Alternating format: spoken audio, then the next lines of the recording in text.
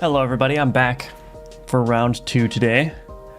So yeah, let's just continue on doing whatever needs to be done. We're again working toward getting the game playtest ready. So it's a little bit of ways away from that still, but you know, every stream gets us a little bit closer. But before I get into what we can work on, I want to remind everyone that Gunforged is available for purchase. It's a great way to support my work. It's a 2D roguelite shooter with some goofy elements. So if you like these kinds of games, I think you'll like Gunforged quite a bit. And I also have my new Udemy course, Create a Complete Online Co-op Multiplayer Game in Godot 4. That will teach you all the basics of multiplayer game development. So you're going to learn all of the high-level networking tools in Godot and all that good stuff. So yeah, if that sounds interesting to you, again, that is a great way to support me, but it's also a great way to learn. So yeah, I have other courses as well, so check out the links in the description below to see those other courses. But yeah, all the ways you can support me are down there. All right, so what did we leave off with this morning when I did the stream previously? I think we were just fixing a bunch of bugs. Yeah, so I've got this to-do list that I want to get through. I do kind of want to do another card art though, so maybe we'll get through some of this to-do stuff and then do another card. That might be fun. Also, artifacts. It can't hurt to have more artifacts as well. And there's a bunch of other questions that I still have to resolve in the game as well. One thing that I need to do is I need to make the game, well, I need like a main menu screen. And I need to make the game loop a couple of times in terms of going through the levels. So lots of work to do, but yeah, we'll get through this to-do stuff and then maybe we'll do another card. Probably want to do one for the enemies. I have not been creating many enemy cards lately, so got to catch up on that. Still need to figure out potentially a better way for doing enemy board generation, enemy combat boards, because designing them by hand is going to become a little bit difficult as the available options keep increasing in terms of the number of enemy cards available. So anyway, we'll see how it goes. Hello, Edo Makes Games, welcome back. Symphonic, hello, great to see you again. A the Ant, welcome back. Keep up the good work, thank you. Gonna have proof for at least 45, oh, gonna have to poof for at least 45 minutes, just wanted to appear for a sec. Yeah, for sure. Glad that you popped in. King of all plebs, welcome. I'm new to your streams after watching a couple of your videos and was wondering if you did your own art. I did, yes. And actually, if you stick around for the stream, like I said, I may actually do a new card, which is going to entail me doing the art. So if you're curious to see how I do my art, then definitely stick around. But great to have you here. Found peak game and it's very underrated. It has amazing design and perfect melee combat. It's called Death's Door. Oh, I think I know what that is. Death's Door. Yeah, I do remember seeing this. I think I heard about it because I think Iron Pineapple played it.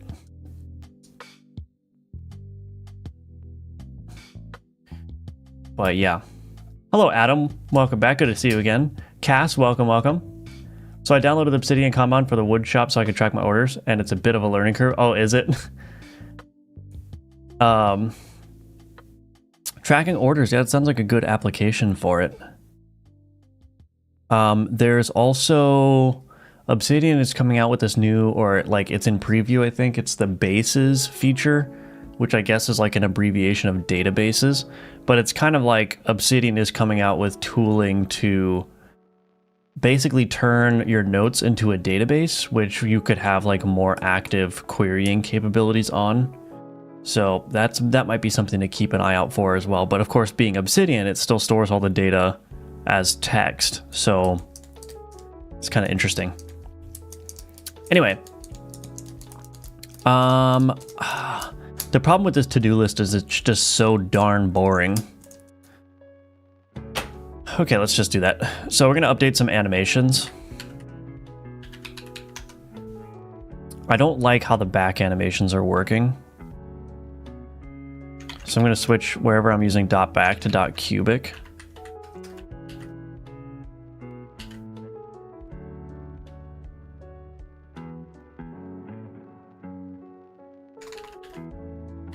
Okay, let's go to the alchemy container.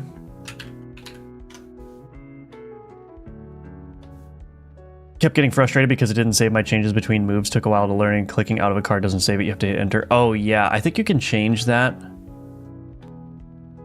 I think you can change, well, maybe you can't change that because there's a settings, like a board settings here. Let's see. I actually made a contribution to this plugin, this tag colors section. I would say this implementation was half me because the developer accepted my initial pull request, but then went in and changed a bunch of styling and layout and stuff. But that's a little piece of Firebelly lore for you. Let's see. Maybe there isn't an option here.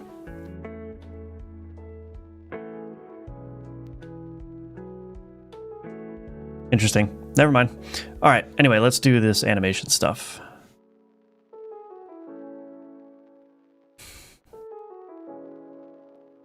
Oh yeah, that looks much better. And I might actually change the delay there as well. Let's see. Set delay 0.2. Why is this 0.1? Oh, yes, this should have no delay.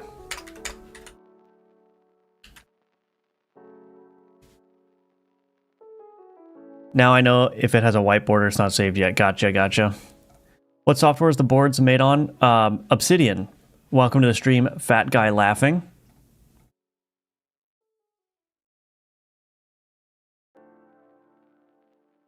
Okay, I like that. Then we're going to change the upgrade container as well. Look for dot back. This also has to have its delay set down. Cubic. Excuse me. Wait, I'm running the wrong scene. I kind of do want to change this anvil art. I may do that. I may do that actually. While I'm working on it. Oh.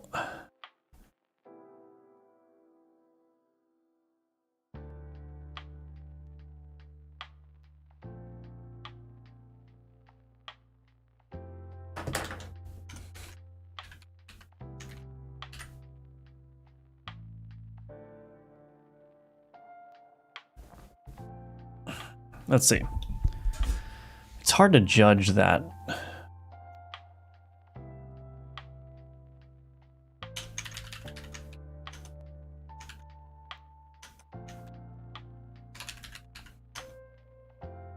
Global position plus equals vector 2 dot left times size dot x times 1.5, I guess.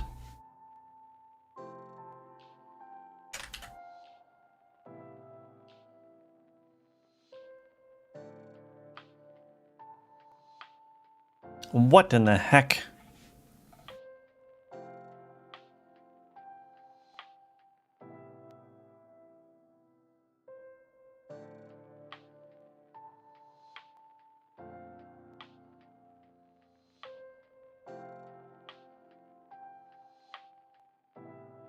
Why doesn't that work? Size.x times 1.5.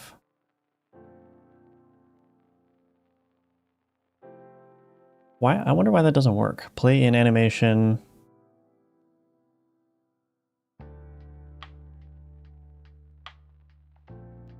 Okay, well, something's wrong. Why isn't that working? Am I doing size wrong?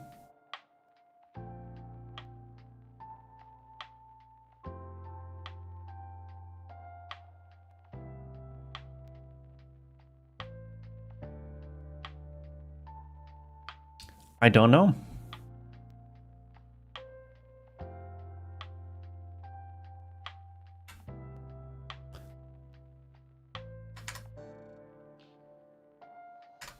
Okay, there's something very basic happening here that's wrong, but not worth getting stuck on it, so...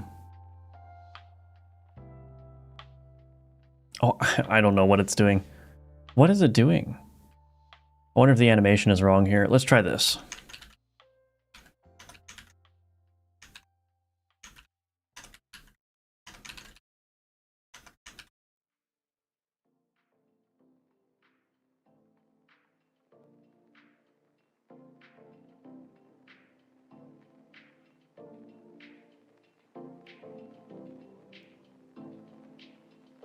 visual positions root dot global position plus equals new vector 2, or no, not new vector 2, vector 2 dot right times, what is 92 divided by 2? Somebody, 92 divided by 2.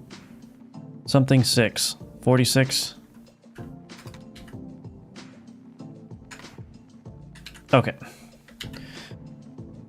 Let's see. Let's see if this works. I don't know why that would be breaking, but okay. I have no clue what's going on here. Why is this not working? That's weird.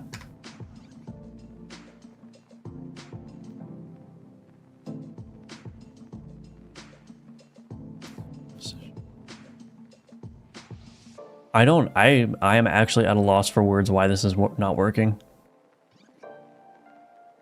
Position node off screen. Off screen position is going to get node off screen position. Width plus control dot size. Oh, that's wrong.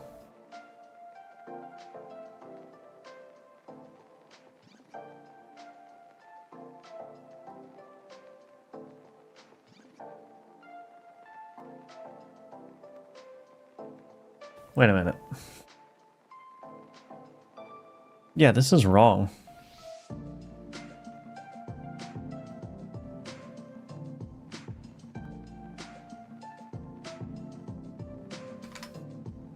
Okay. I'm just trying to get this positioned off screen for testing purposes. Okay. That'll work, I guess. I should probably make sure that none of my other animations are broken now.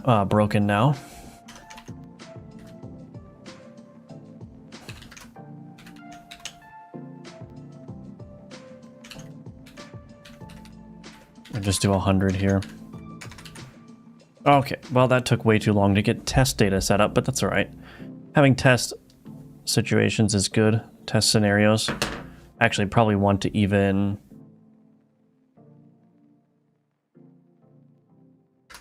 multiply that by 2. I didn't know Obsidian had that. It's a community plugin, so it's not a default behavior. I have a little TV. I usually have Roadhouse or something like that playing in the background noise, whatever. So I put the board up there and my son says it looks like the order screen at McDonald's. That's funny. It is an order screen, not far off. Do you write tests for this game or a game like unit or integration tests? No. I am firmly of the opinion that unless you're dealing with some very sophisticated mechanics, that unit tests and integration tests are just counterproductive for a solo developer. That said, it depends on what kind of game I would be making. Like if I was making a game like Factorio, which might have a lot of really interesting behaviors and interactions and mathematical calculations, I may write tests for like the critical parts of the game just to sort of have some confidence that, you know, the systems are working as intended, but I think generally, no. I don't find unit or integration tests to be all that useful, even in a professional context. Like, I used to write tests for my day job as a software engineer, in some of my software engineering roles anyway, and it was very rare that the tests were anything more than just annoying. So, all right.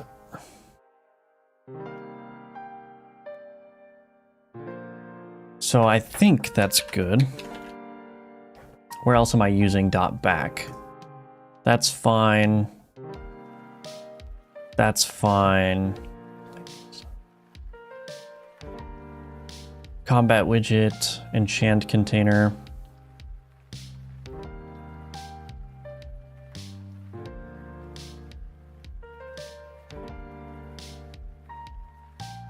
Yeah, I think I want to change these two. Shelf and enchant container. So let's get this one up. I will get shelf up here. Let's go to the enchant now. Let's play this scene and see what the animation looks like, and then we'll test that. Yeah, so I don't like that board, how that comes in there.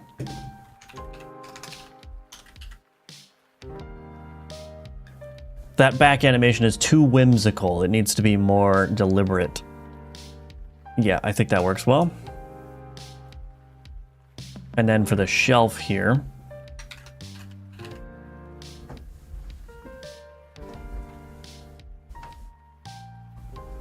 hold on, give me 1 second here. Whoops, that's the wrong one. This one.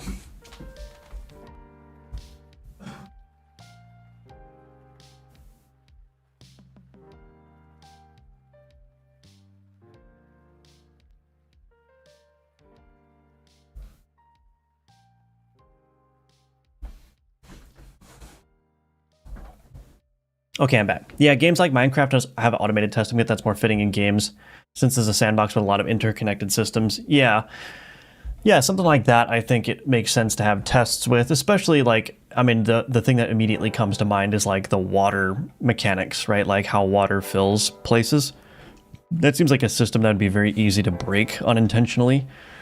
I don't know, I'm just kind of like going on vibes here, but something like that, I think, would be a good test. Maybe like a lighting system, a spawn system could be a good candidate for some kind of testing.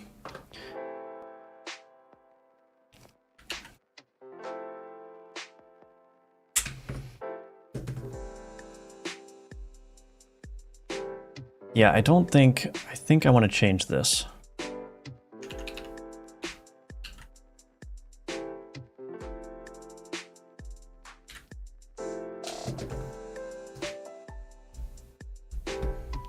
Have you checked out Blender 4.5?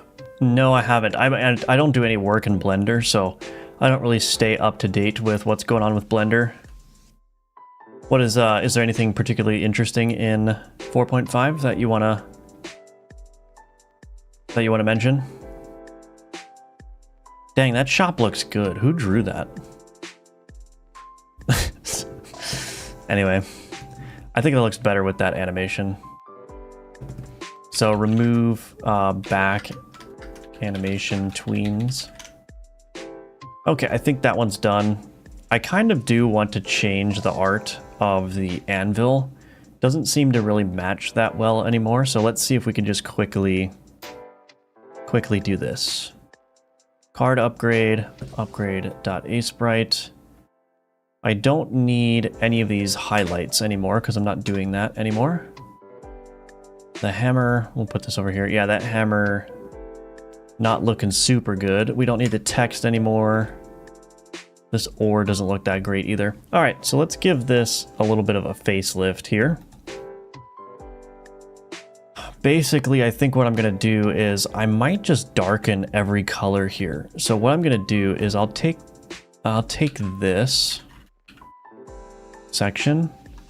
We're gonna do a color replacement from that color to black. And then we'll do a color replacement from this color to that. I don't know if that's gonna be good, actually. We might have to do some changes here, but I'm just curious to see what happens if I just take this route first. Let's do that. I'm gonna have to give it some more definition, of course.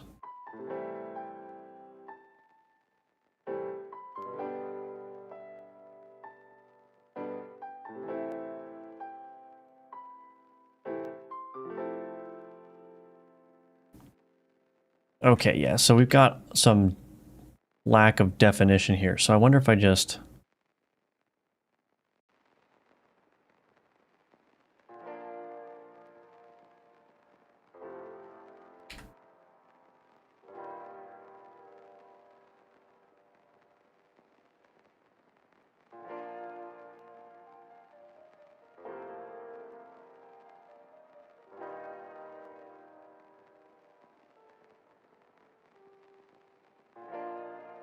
Yeah, I think that's already looking better. And then over here, probably just do...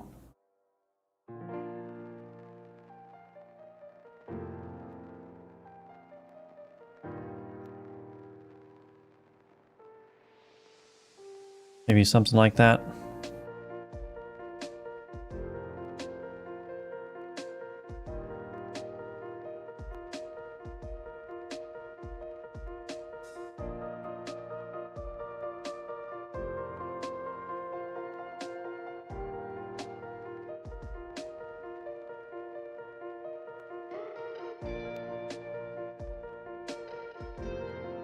Yeah, I think that already looks better.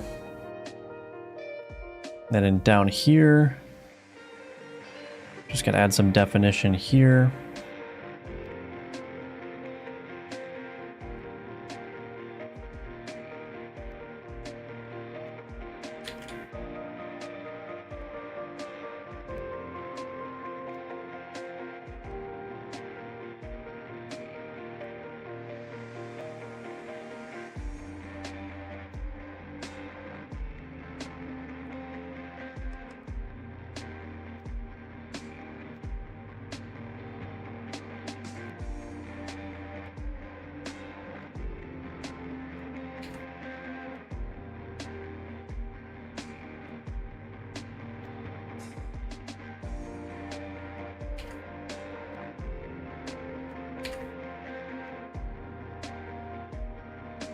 Actually, these little pock marks are going to work pretty well. Cool. And then here, I can probably, I don't know if it's going to look that great if I do this, but let's see. I may just connect these up.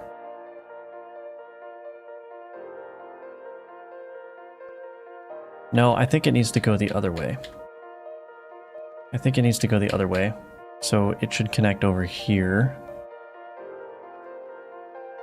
and kind of fade out on this end. Oops.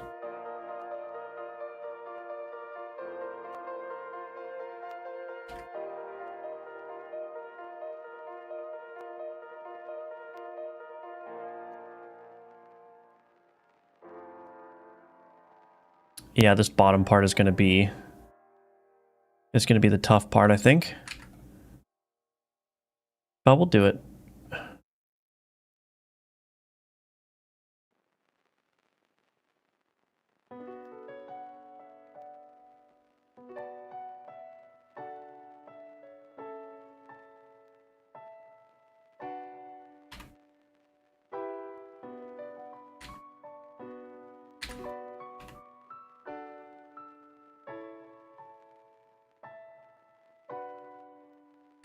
Oops.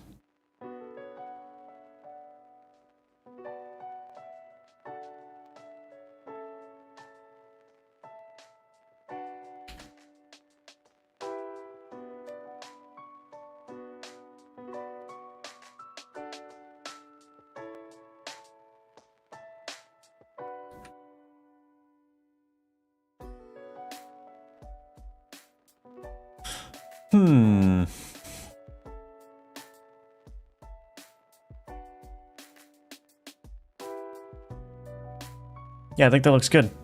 I'm also clueless. Oh, gotcha. That was ore. I thought it was a clump of flesh bits. Yeah, we're going to change that. How do you do the color replacement? It's Shift R. If you do Shift R, then you can just drag on these color things to select the colors. You could change them. And if you only want to apply it to a selection, you can just open the selection tool. And then any color change you do only applies in that selection. So yeah, it's very handy indeed. Yeah, the problem is there's not a lot of definition over here.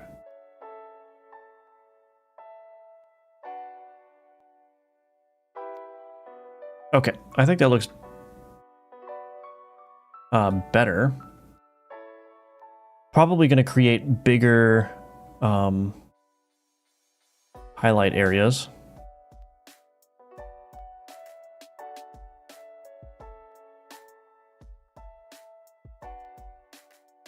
And then I can use this.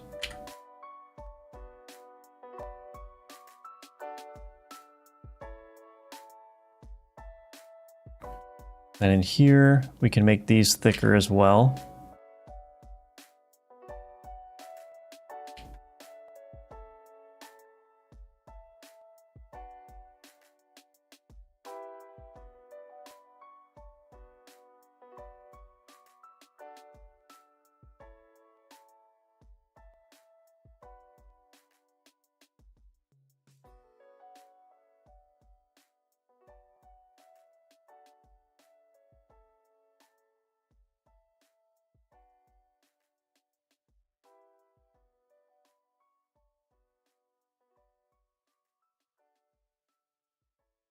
Don't want to go overboard with it, but I think that looks fine. Okay. Then in here, I think what I'm going to want is probably... I actually don't know if I want these highlights on this edge here anymore. So we'll get rid of those. I think I almost want, like...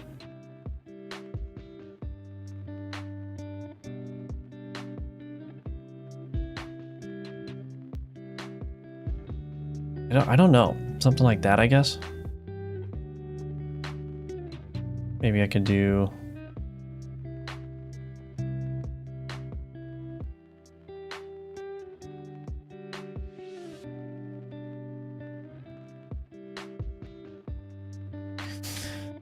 Actually, what I might do is just move this up. Oops. What am I doing?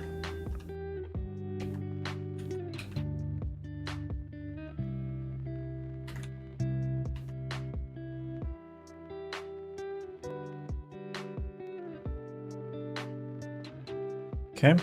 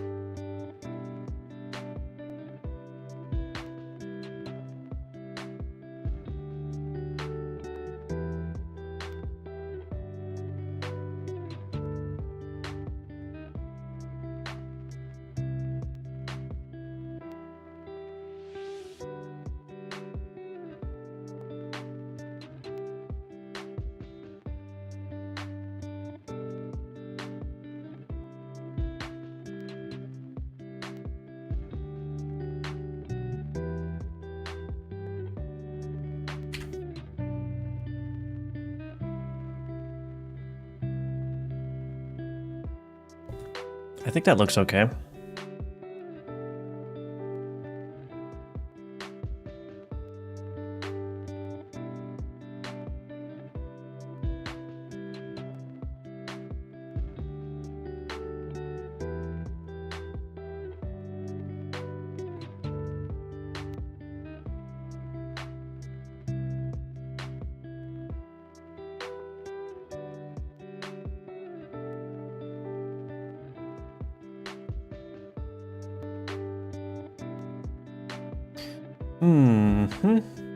I think it's okay.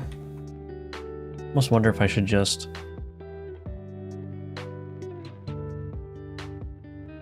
make this even more prominent, this edge here.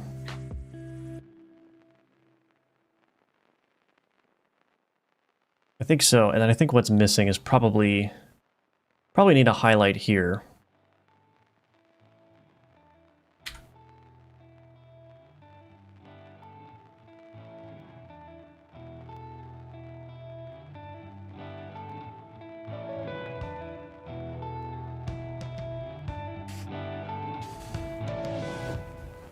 Oh, that looks good. This just needs to be over a little bit more.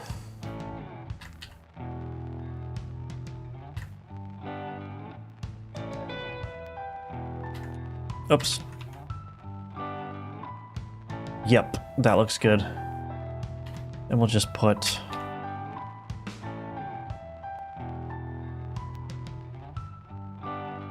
Yes, and then this is basically just going to be reversed over here.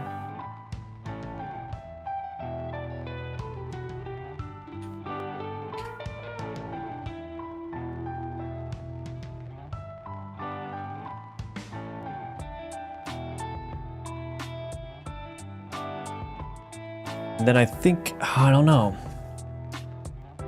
Almost need this to be dark here. Dark down here as well.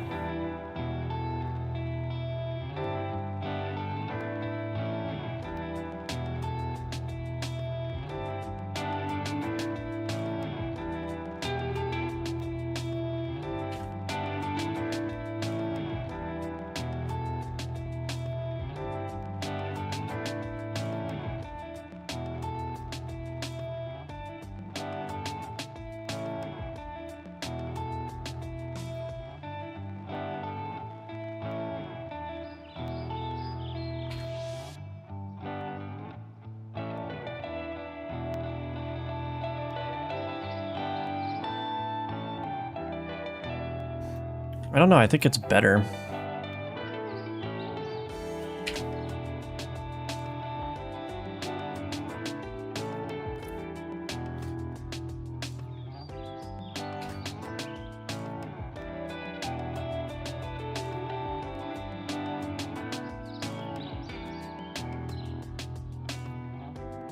No, that's too much. Too much.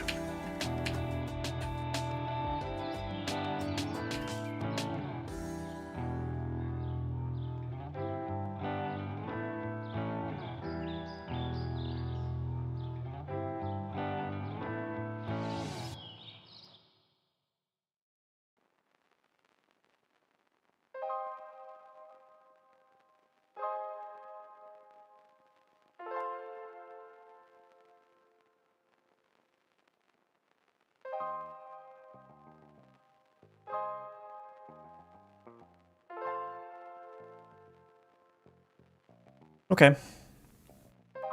I think that's decent.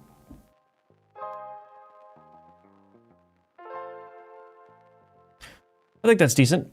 A sprite has a dark theme? Yes, indeed, yeah. I read a word today that can be used in a card's name, ensouled. Ooh, that's a good one.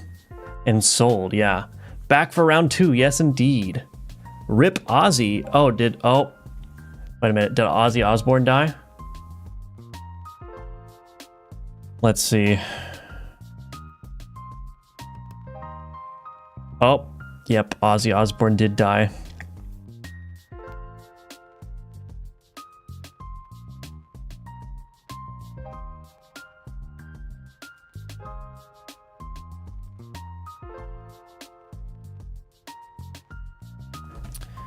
Rip Ozzy. How did you do the hammer animation? I did that with an animation player, just in the engine. It's not anything too complex, so it's just that.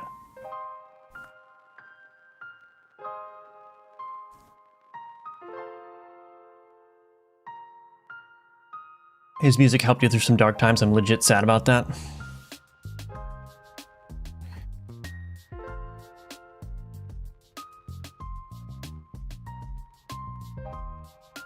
What am I gonna do with this hammer now? What am I gonna do with this hammer? It's too bright. I mean, do I want to do the same thing?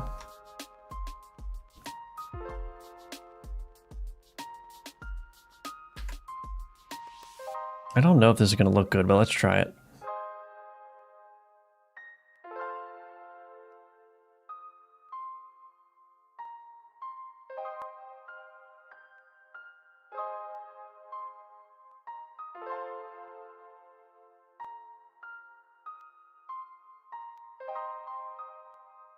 I actually think that looks decent. I think it looks decent. I'm just going to sharpen up some of these edges here. And then I'm also going to bring this up. Oops. Get it a little bit closer.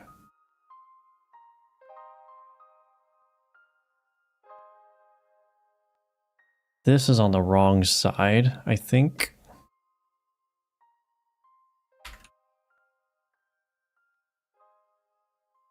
Actually, you know what I'll do? Take this whole thing, flip it over. That works. This side doesn't need any highlights. Then here,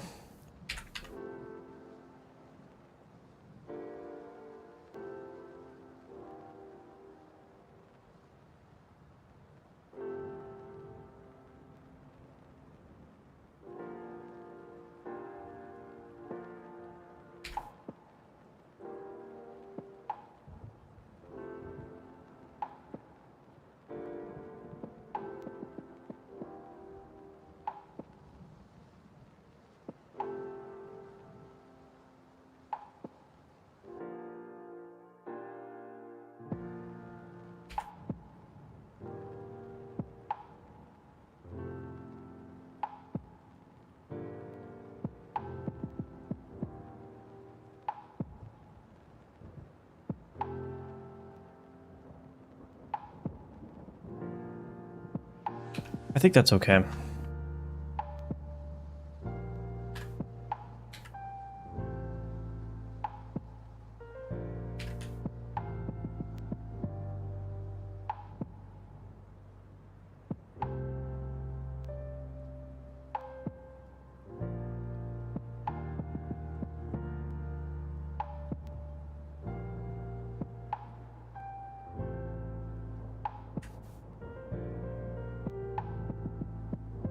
Well, only one way to find out, really.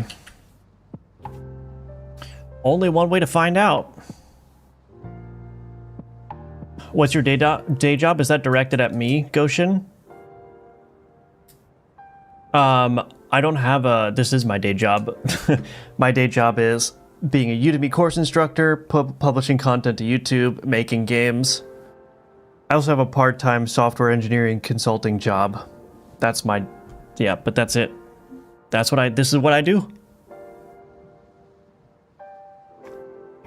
It looks like a toy hammer when it was bright red, yeah. Yeah, I agree. What's crazy is that they said he just wrapped up his farewell tour a week ago. Well, that's pretty fitting, I guess. That's pretty fitting. It's unfortunate, but...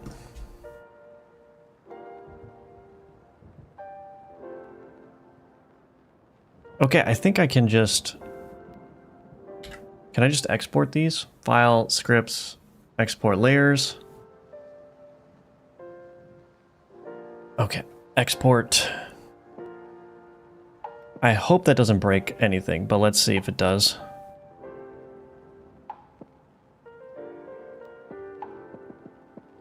Nope, it appears to work.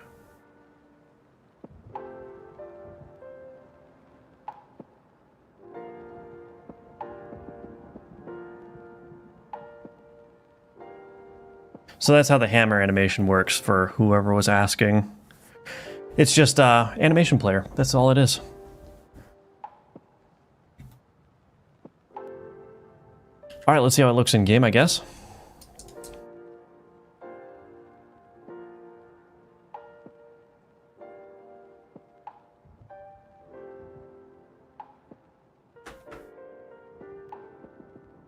Cool.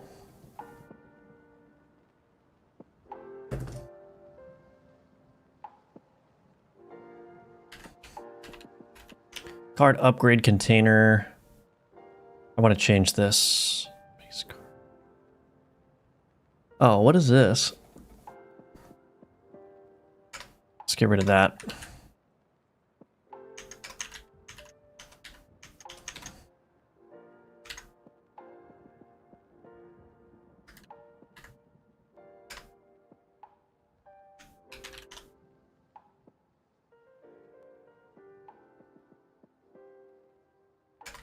Cool. Let's see if that works now. And I should be able to trigger the animation for the upgrade here as well.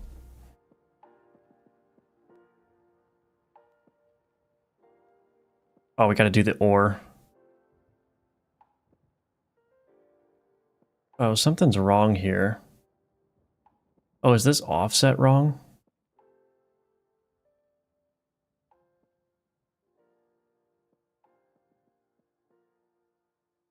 Wonder why that offset was wrong.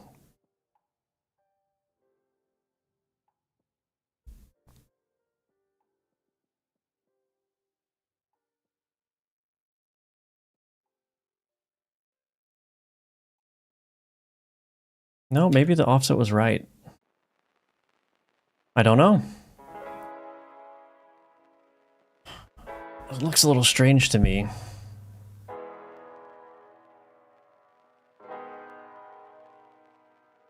I guess it's fine. That's really cool. Yeah, I think so. It's time for game dev once again. Again, rip Ozzy. Yes, indeed. Wish I had the same job someday. I love animation player. Yeah, it's great. Hello, Jorgen. Do you edit the movement of the hammer inside Godot? Yes, I do. Yeah, that's with an animation player. Or do we? Nice. Nice. I used to be an animation player hater, but then I started using it. It's very powerful.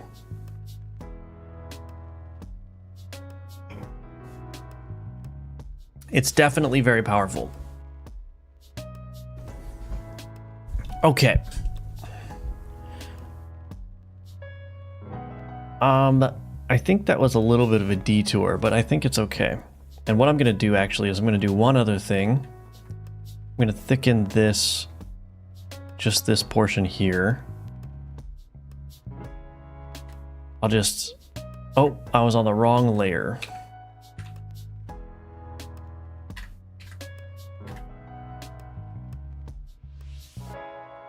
Select the anvil,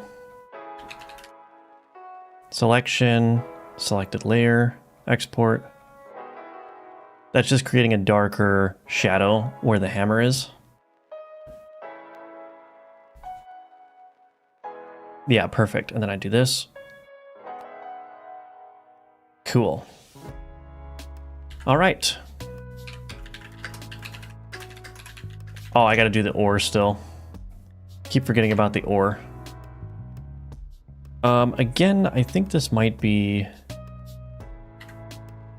relatively simple. I don't know. Do I want to change that to black?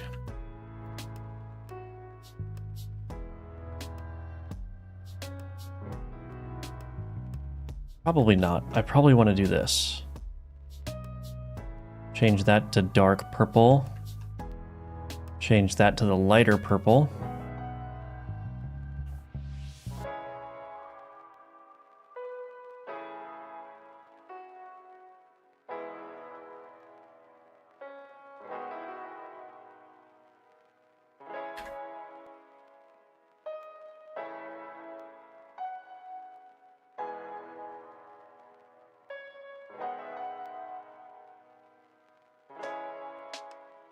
Ore is kind of hard to do. Kind of hard to do, to be honest.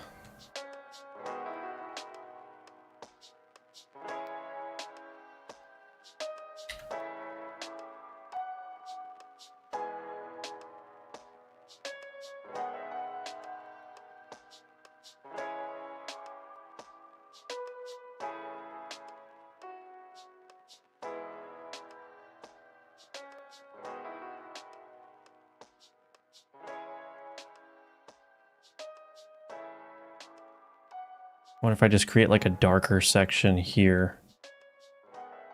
Oh yeah, that's already looking much better. Create some more separation between the different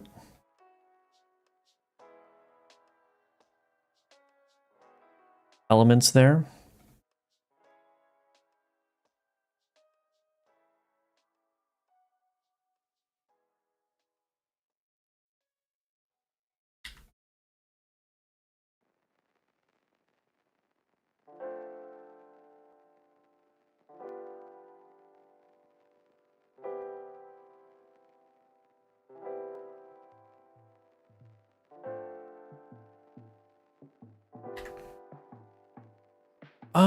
I don't know what to make this color.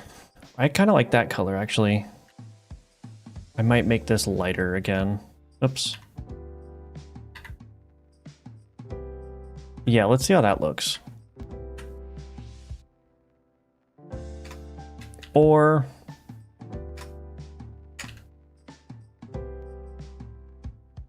now, I don't actually know... let's see. Okay. Let's see how that looks.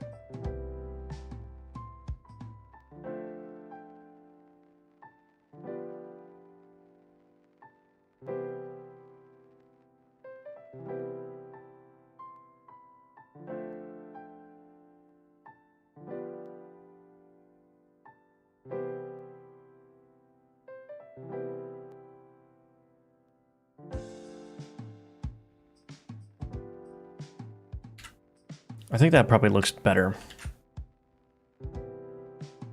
What the heck?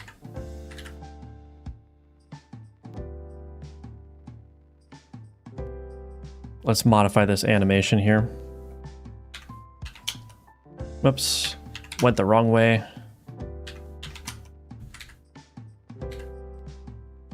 All right, let's see it. Let's see it now. That's a lesson for you, to first try something and only then hate it. Yeah, there you go. Still lurking, A the Ant?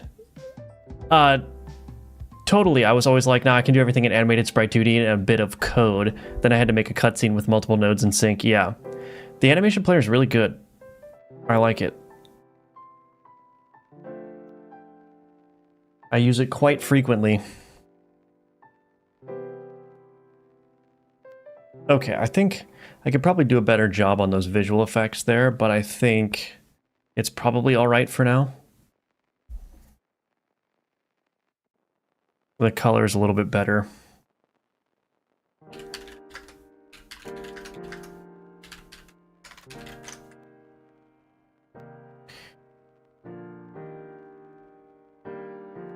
I'll just do this. Update Anvil visuals. So I can mark it as done. Hehe. Okay. Animate board in. Oh, enemy board in. Card highlighting. Add wave increasing alchemy grid size. That one I need to figure out still. Chance tables. Let's put that in polish instead. Inflate turn cooldowns across the game for more granular control.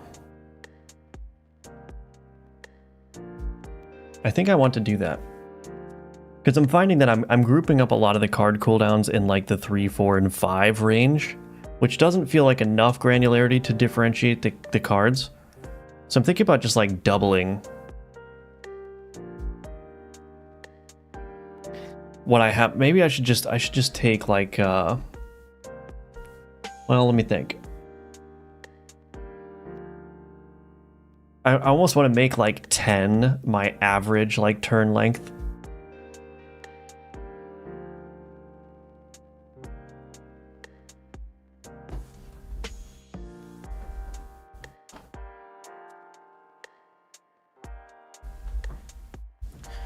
So that might be a fun one to do.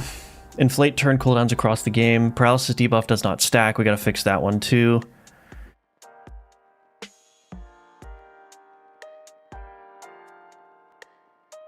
Okay, let's do that one. That sounds interesting. We're gonna inflate the turn cooldowns and see if that gives me a little bit more control.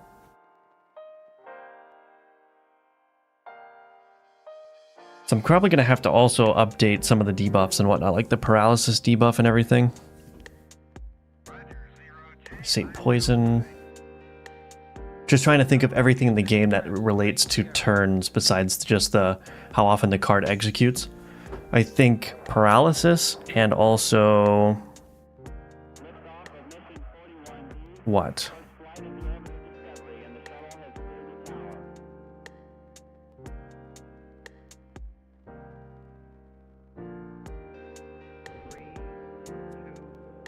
Oh, fire.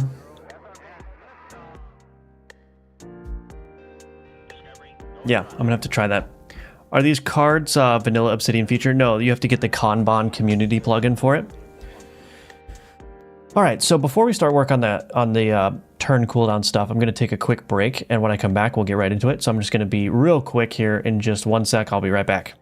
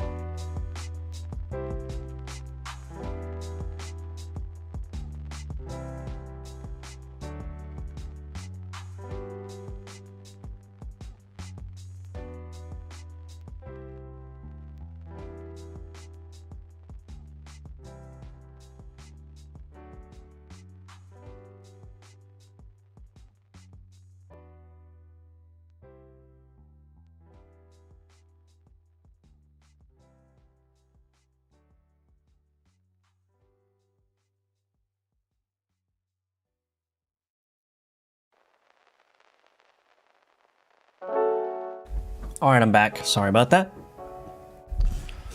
Let's continue on. So we're going to change this turn stuff. Turn cooldown, the alembic. The alembic is kind of useless. I almost never use it. Also, the art needs to be updated, but let's turn this down or up. Let's see, I'm just going to have to adjust everything here.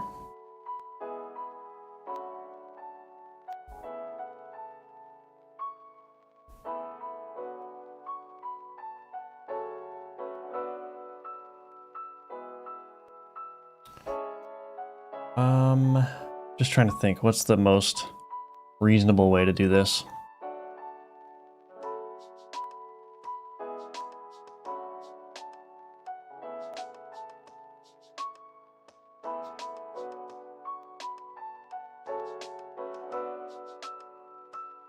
What is the most reasonable way to do this?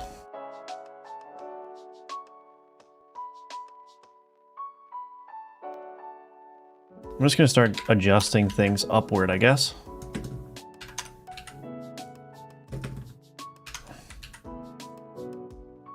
This is just a guess that I'm making. I'm not doing anything particularly insightful here, or particularly impressive, I guess. Turn cooldown 4. Chicken.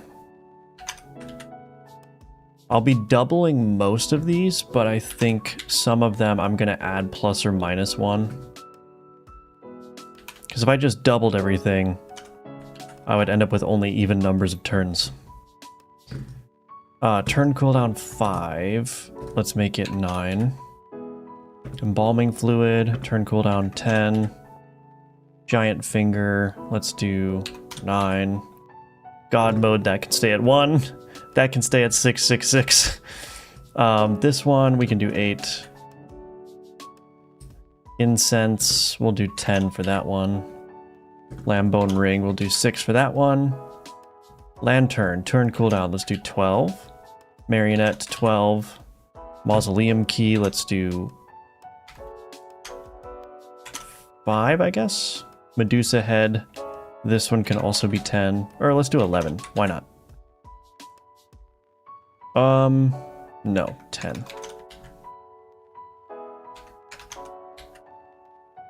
Mosquito swarm, we'll do 11 for this one.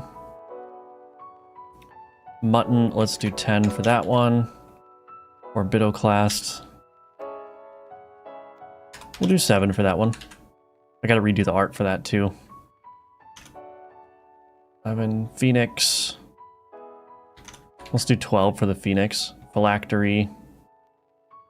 I forgot what this one does. Oh. We'll do 8. Prayer beads, we could do 6. Salamander. 9. Scarab. 8. Skeleton warrior. 6. Slime. 12. Spiderling. I'm kind of tempted to make the Spiderling a 3-turn cooldown. Syringe, we'll do 8. Torch. 10. Training dummy, that's fine. Unholy water. Villager, let's do 8. Voodoo doll, we'll do 13. Windmill, we'll do 14 for that one. Zombie, we'll make this one 10 as well. So I roughly doubled all the turn cooldowns. So I'm gonna have to make a bunch of changes here. So firstly, paralysis, anything that has a turn duration. So I guess I'll start with the debuff. So we have exhausted paralysis. Oh, we really don't have that many debuffs. So paralysis, wherever this is used in the simple paralysis here. Magnitude, so we got paralysis duration here. I'm just gonna go ahead and set this duration to 4. Let's see where the simple paralysis is used. Max targets 2. Voodoo doll, simple paralysis, that's 5. Ooh, that was quite a high paralysis. Let's do 8 instead. Not 58, 8. And then this paralysis here. Let's do 3.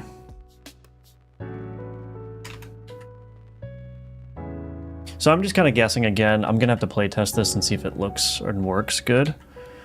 But there's going to be some game speed issues. So let's go to game constants here. Game turn seconds. I think...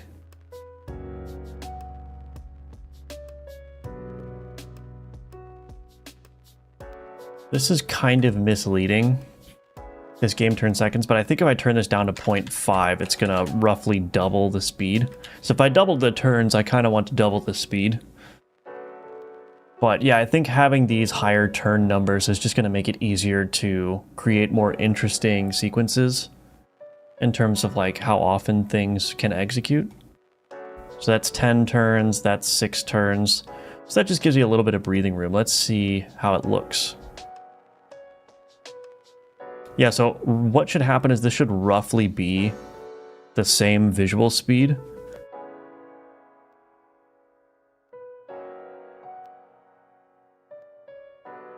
So it looks okay. 4 turns of paralysis to 2 random enemy minion cards. That Medusa head turned out pretty good. I think I went to school. Oh, Phil Actory. Oh, okay. All right. All right. You're very clever. That Gorgon head looks great. Wow. I'm super glad that my stream bullied me this morning into fixing it. A little bit of lighthearted bullying goes a long way. Goes a long way, it does. Let's see. Spiderling. Let's take that. Might as well take the Spiderling. So the Spiderlings have a turn cooldown of 3. Which sounds very weak because it kind of is, but the point is it only deals 1 damage and applies 1 poison, but because it's got such a low turn cooldown and it's 1 by 1, this is an ideal candidate for alchemy. So I'm actually going to go ahead and go to an alchemy and see if I can do this.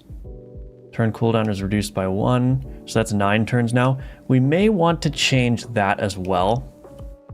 No, maybe just a 1 reduction is fine. We'll have to play around with it. So that enchant that reduces turn cooldown by 1 is a little bit less powerful now, but I think it's okay. So now if I alchemize, what I can do is I can throw this in there, throw the spider in there, throw the skeleton in there, throw another spider in there, and hopefully we get a spider output here. There we go. So now we've got a spider. Okay, well, it didn't get anything more powerful than what it usually has, but that's all right. This became more powerful. I think it lost its projection ability, but it retained the enchantment, so we can take that. I'm very happy with how that alchemy system is working right now.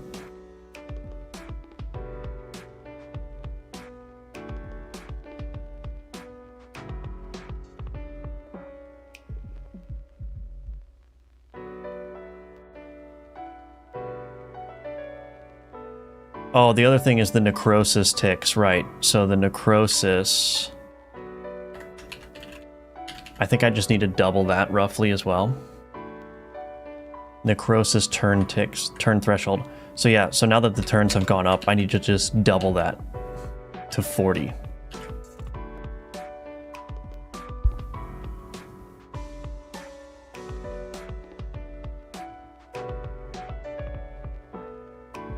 All right, so everything should roughly be feeling the same. I approve rip reduce cooldown by 1 turn. What do you approve? Do you like the turn changes? Do you like the way that, or is that what you're referring to?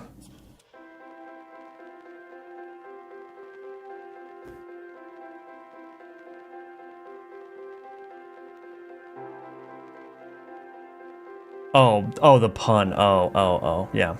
Never mind. Here I was thinking that you were liking what I was working on. Silly me. I'm kidding. Yeah, the pun. That was a good one. It was a good one.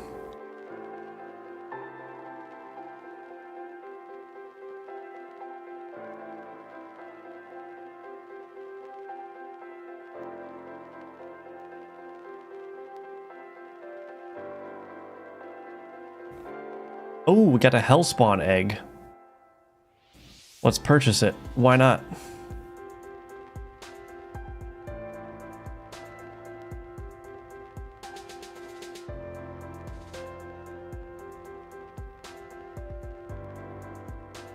%, lifesteal, but lose 5% of max health every turn. May actually take that. Or a minion critical chance. No, let's take the Vampire Fangs. Why not? Okay. Into the combat we go. Oh, that's the other thing. The Vampire Fangs are going to be triggering a lot more. Because the turns are faster.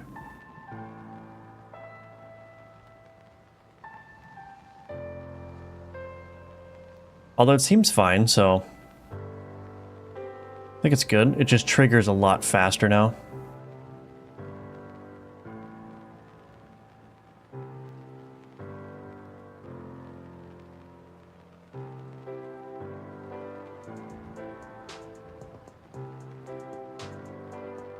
Ooh, let's go to that alchemy. I kind of messed up my pathing here. That's all right.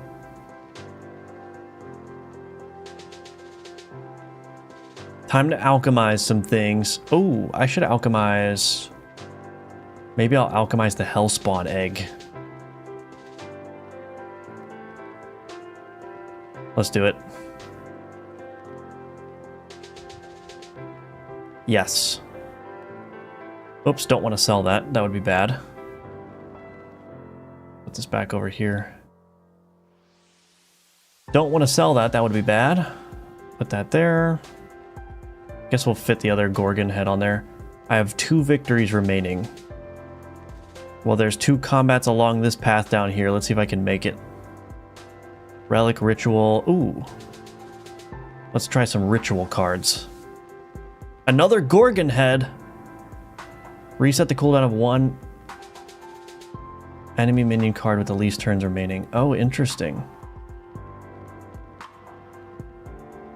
It's been a while since I've used that bell, which also needs to have its art updated. Goodness gracious. My own art is getting outdated as I work on this game. Oh, goodness. Alright, anyway. Let's enchant the egg. Why not? Turn cooldown reduce. Ooh, Echo, yes. Give me that. Okay.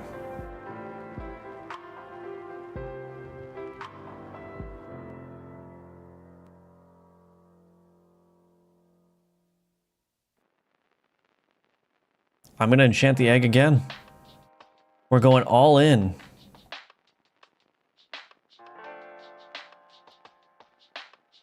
It's 665 turns now because it has the... Oh, goodness. Anyway. It's going to hatch after this one, right? Yeah, it's going to hatch after this one.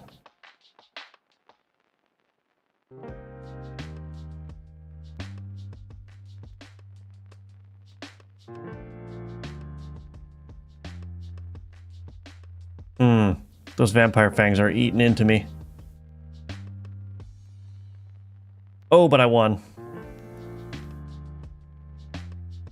Okay. We're fighting the boss now, but now I have the Imp. Projects to adjacent cards, apply 7 fire, deal 10 damage, double the damage if there's an adjacent minion. So what I'm going to do is I'm going to get rid of this Gorgon head here and put that there. Oh my gosh. Wait, is there a better way? Yes, I can do this. Look at that. Boom. The Imp is now affecting everyone. Projects to adjacent cards, apply 7 fire. And then it's also going to deal 20 damage because it has an adjacent minion next to it. Dope. Let's see what happens. Let's turn down the speed a little bit so we can watch. Oh, I have to update the fire threshold too. It's going to do 42 fire, 56 fire, 75. Oh my gosh. Dang. Did you see that? Did you see that? That Imp just made everything apply so much fire. I wonder if I should keep the fire the way that it is. So the problem with the fire status, well, I should look at fire status. Necrosis, poison.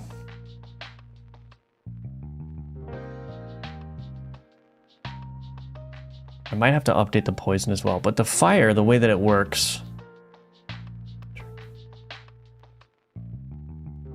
Oh, so it's got a 5 turn duration.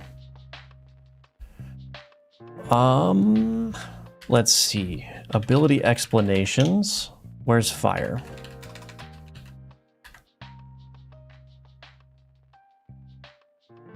Let's do 6. Let's just turn it up a little bit. I kind of liked how narrow that turn window is, but I'm just going to up it by 1.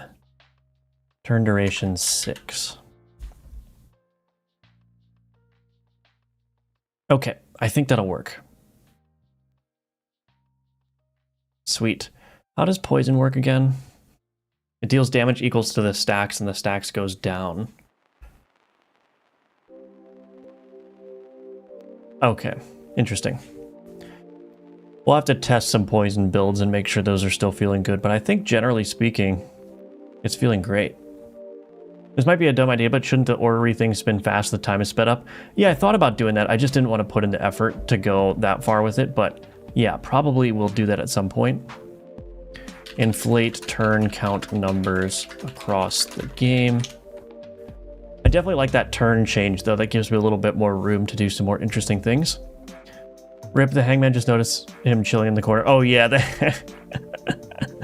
hangman. I'm currently working on getting some new environment art in for the combat encounters and whatnot. So I guess I'll just go here. So yeah, I'm working on... This is just kind of like placeholder art that I was working on a while ago, but I have some ideas for some much more like full screen art elements. So we're gonna see, we'll see how I do that, but I don't know. We'll have to see.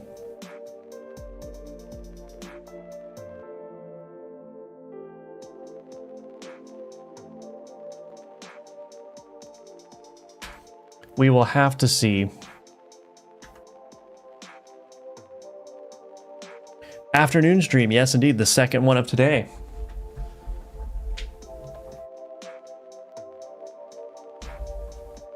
It's the second one of today. Boss got imp slapped, yeah. Sick water orb shader, thank you. Thank you, Diode. Welcome back, Chris, by the way. And also welcome to you, Diode.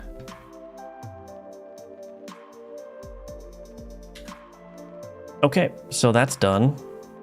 Still have to animate the enemy board in, add card highlighting to things like that. Okay, that's more of a technical issue. I don't know how to increase the alchemy grid size. Maybe it's an item you can get. Oh, that would be kind of interesting. So the way that it's going to work, the alchemy system is not going to be super powerful, I don't think, at the beginning, but you might have to like increase the size of the alchemy board. I just don't know how to do that. I don't know how to give the player control over that. Although maybe that could just be a meta progression item. So the way that I'm thinking about it is the alchemy...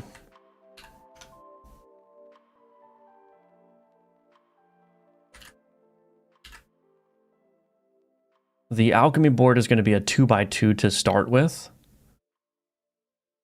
Although, I'm kind of 2 minds about this, so let me see if I can find an alchemy real quick.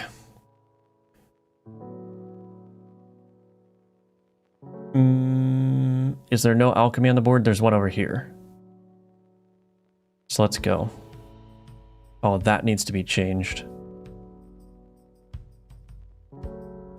Why is my board so big? Oh, yeah. So the alchemy here, so this is like the default size of it.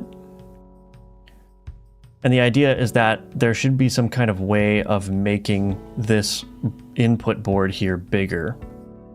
So that way I can, because like right now, this board limitation means that I can only really alchemize something like this. Or, you know, 4 1x1 cards or whatever. But if the board was bigger, I could input 2x2 cards with smaller cards, right? So the sort of strength of the alchemy output is going to depend on the size of the input board size here. And I want a way of being able to increase this. And the question is, should that happen during a run, or should it be something like meta progression where, you know, in between runs you can upgrade the size of the alchemy board that you can find in game? I think it would be a good meta progression item, but the problem is I think I just want to be careful not to, because I think a lot of the fun of the game is going to come from the alchemy system. I think that's going to be a huge part of it. So I don't want to make it too difficult to increase the size of. So maybe it could be a meta progression item with just like a really cheap upgrade cost, at least for the first couple of levels, so you could get it to like a 3x3 very quickly. I don't know. Anyone have any thoughts on that? Hello, Jalen. How long did it take you to build out the gameplay systems? How much did you do before focusing on visuals?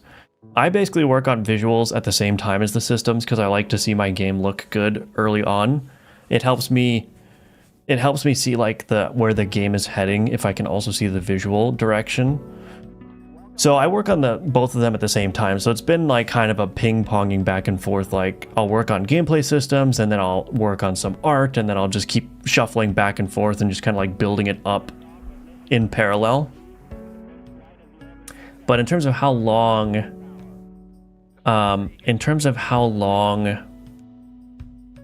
it took, I mean, it's still an ongoing process. Like a lot of the gameplay systems are still like in development.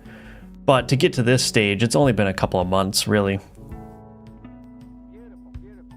I started this back on March 7th, I think it was. So, yeah, it's been a little over 4 months. But I haven't been working on this full time either because I had other projects going on in that time. So, but now that I'm working on it much more, we're going to be spending more time on this. Rise of the Alchemancers, is that even a word? I don't know if Alchemancers is technically a word. That was actually one of the titles that I was thinking about giving this game. But if I'm not mistaken, I think it's already a game on, yeah, like, anyway, I think it was a name that was already taken. Are you going for any roguelite upgrades? Yeah, like meta progression items, yeah. Hello, Galaxynarium. Welcome back to the stream. Looks great for a couple of months. Thank you. I appreciate that. Get a bit increase in size the further a run you get. Yeah, that's an option too. I think everything should start at least 3x3 just because that's the size that can hold every card. Oh, I see. That is a good point.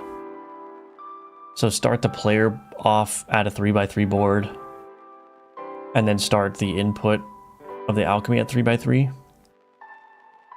That is a good point. Should I do that?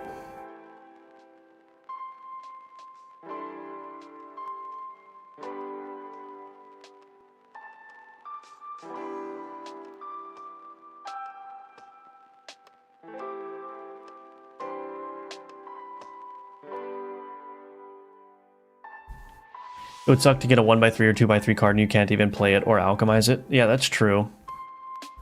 That is true. Maybe I'll do that. That's a good suggestion. Been really liking the streams you were doing. Such good content. Keep it up, dude. Thank you, Crames. I appreciate that. And welcome to the stream. Great to have you here. If you need a soft limit instead of size, use the number of cards you can alchemize together.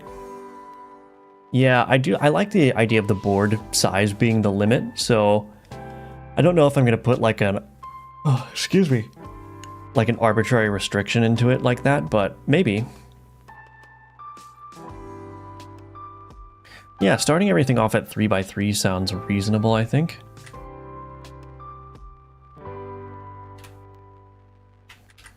Let's try it.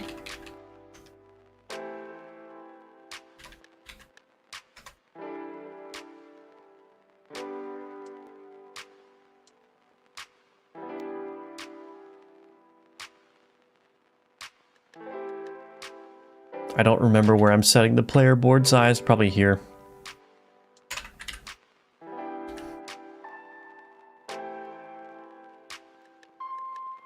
Get rid of these Medusa heads. The other thing that I still need to figure out is what cards to start the player with. I almost kind of just want... Maybe I'll have like a compendium of cards that just gets unlocked as you unlock cards. And maybe what I'll do is let the player choose 3 cards from the compendium to start with or something like that.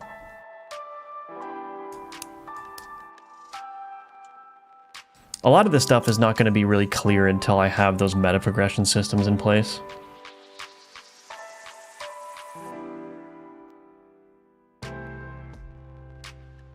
Let's go to do a booster here. That is not 3x3.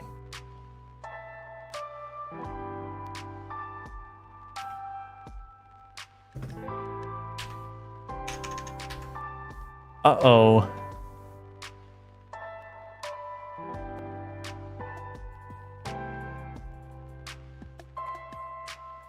Oh, right. I have a debug setting for that. That's why.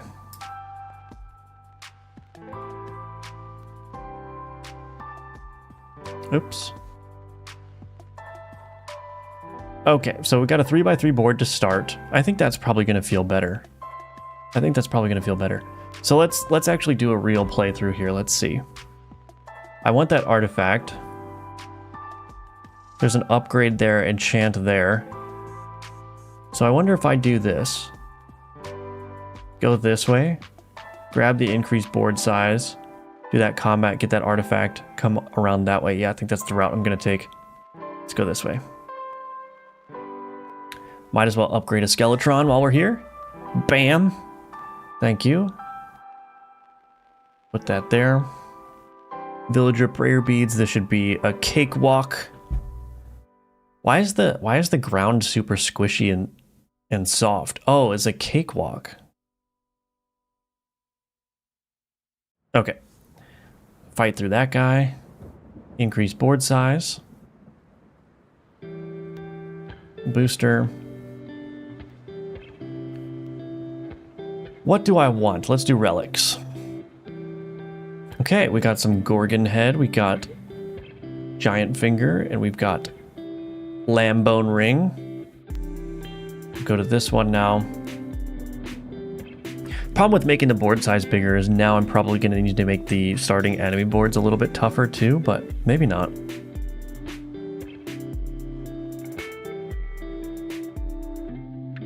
Like that enemy didn't do any damage to me.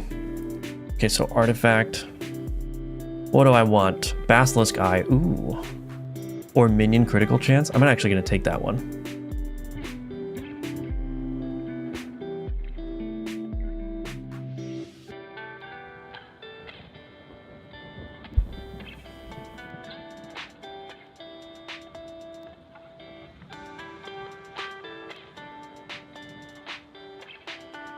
Cool.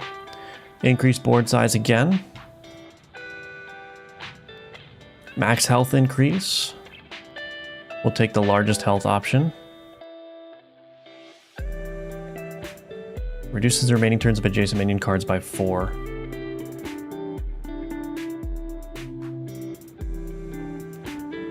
Oh, I didn't really upgrade the speed.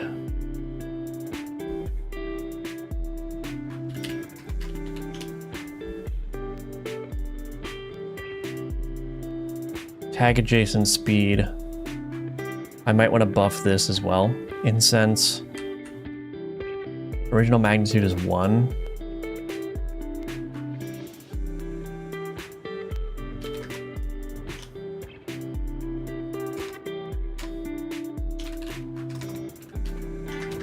Magnitude.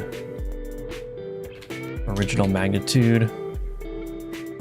This incense will make it 2. And for the windmill here, we'll make it 3. Anyway, keep going. I gotta make these animations smoother. I think it's too herky-jerky. Gotta make it just flow.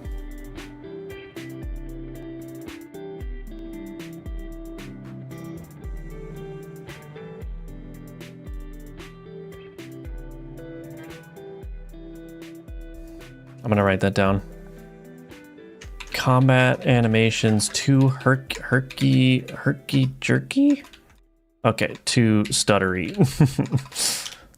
2 with 2 O's. Anyway, keep going this way. I might as well just keep upgrading the skeleton. 16 damage. Enchant card. I'm just gonna keep buffing this skeleton. Ooh, increased critical chance. So it's got a 30% crit chance now.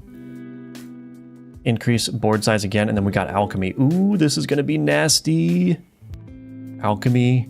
I'm gonna throw my valuable card in there. Let's go. Gorgon. Ooh. Shield. Yeah, let's throw the shield in there as well. Come on, give me something good. Okay, all right. So we got a level 3 Gorgon head, deals 16 damage. Okay, what are my ritual cards? 12 damage. Increases critical chance by 10%. Oh, but this has paralysis too. Oh, wow. 9 turns. 10 turns.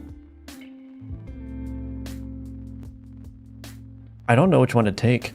Not the middle one. Do I take the Gorgon head? I don't have any ritual cards. This does deal more base damage than this though, but this has a 10% crit chance, and this also applies paralysis. Is this a ritual? No, that's a relic. I guess the smart thing to do would be to take this one. Okay, well, I kind of used up all my good cards, so that was maybe not the best. Dang it, I was getting greedy, but I have a shop right here, so let's see if I can replenish some of my stuff here. 9 turns of paralysis to 1 random enemy minion card. Okay. Spider egg, ritual cards. Echo if the board contains multiple corvids.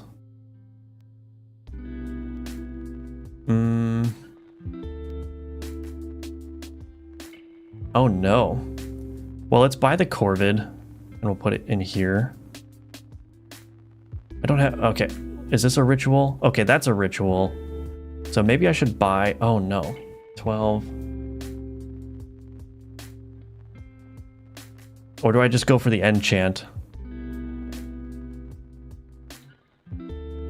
Oh, this is a ritual. Wait a minute. Oh, it's still not enough though. Shoot. I think I'm just gonna go with the enchant. Let's just buy the enchant. And I think, well, what enchantments do we have? Let's see. Can I enchant this one? Turn cooldown reduced by 1. I think I'll enchant the corvid and reduce the turn cooldown. So it's got 6 turns now. Okay. All right, well, my board is significantly less powerful than it was because I alchemized everything, but I don't know. Let's see. Let's see if I could beat the boss. Assembly Asylum up again today, Rin. Welcome, Rin. Great to have you back.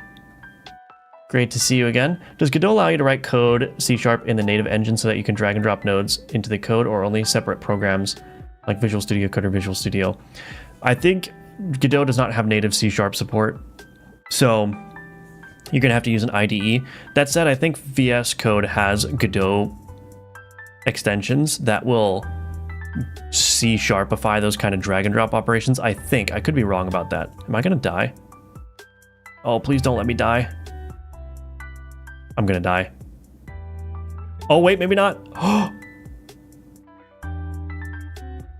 no, I died. Oh, no. The boss has 2 health left. Oh, no. All right, well, we're gonna sacrifice the weakest cards here then.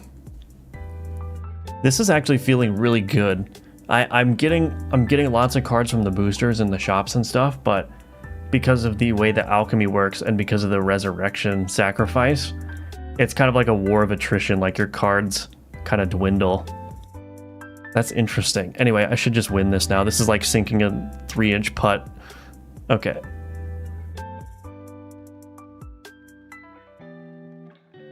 That's a good looking ox.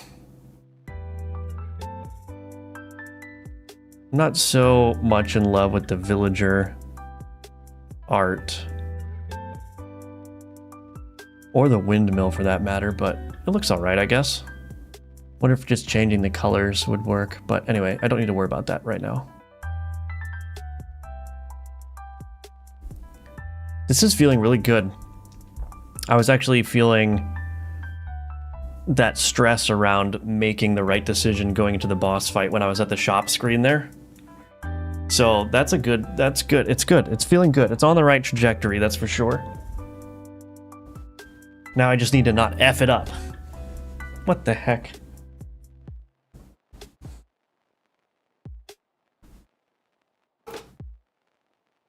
Just need to not F it up. I'm wondering where to start or where to jump into Godot, which is easier, or into Unity with a more familiar programming language and more tutorials and info. Yeah, I mean, the only thing you really have to lose is time, so you can always try Godot and try Unity and see which one just clicks with you better. If you're not on a time crunch, then I would say just explore both of them and see which one feels better to you. How do the alchemy boards work? I'd probably do something like a grid container node or HFlow node with containers that can accept drop nodes and have the drops disable other containers. How do the alchemy boards work? I'd probably do something like a grid container node or HFlow. So there are no control nodes that power these boards. These boards are just tile map layers. And what I have is I have a third-party manager, this card mouse events manager, which handles the drag states for everything. And through this manager, I can add drag locks to cards, which means that they cannot be picked up. I can add drag locks to every card on a particular board if I need to. And then when the cards are dragged and dropped onto a board, if I go to my board.cs, there's an input method in here that will handle action click left. So is action released? So this is releasing the left mouse button, and it will check if the mouse is over the board. This is just seeing if the mouse position is on a valid tile map cell. And if those two things are true, then I'm reaching out to the card mouse events manager to basically say, hey, what's the dragging card? Then I'm going to try to drop that card on the board. And that try drop card essentially handles transitioning the card between the inventories and whatnot. So basically the gist of this is that there's basically no control nodes at play here. It's just some basic input handling here, and then the rest of it is just like pure data. And then I emit signals based on data changing. So like I have a signal that tells me when a card has been placed by the board, and the signal handler that listens for that card place signal is responsible for snapping the card visual to what the cell position is. So basically it's all data driven with signals being handled to update the visual components based on data changes. That's basically all that's happening. But I think your approach could work. I've been on God's green earth for 40 years and I've never heard herky jerky before. Maybe I made it up, I don't know. Didn't get the notification for the stream criminal. Sorry, Schlurgy, but glad you're here. JetBrains Rider has a free version. That's true, yeah. This is cool, yeah, I'm digging it. The Ox faces the opposite direction, the way that it does on the enemy board. Minor annoyance. Oh, do you want me to fix it? Goodness gracious. Do you want me to fix it? I'll fix it. Actually, I don't know how to fix that. It should be pretty simple. Let me see.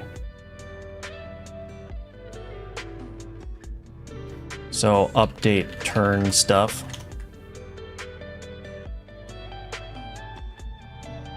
Why is there so many scripts open? Let's go to the card here. Flip horizontally.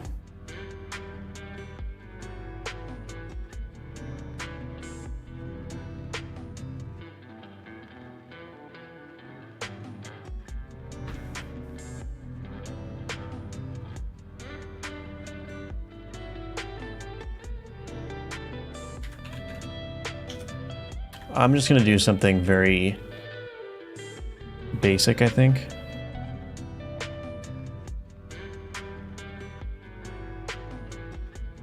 I'm going to remove this.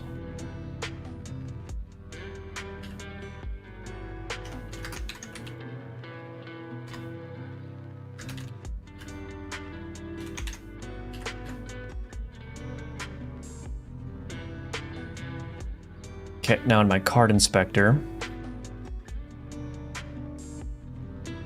set base card. Show inspector card.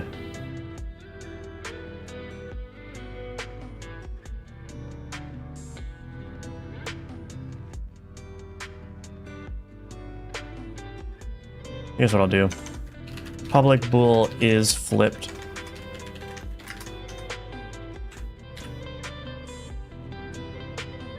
I don't really like that, but I think this is just a UI thing, so it's going to be fine. Card inspector, set up description, card container, add card. Base card.deep duplicate. I don't remember. Oh, shoot. Okay.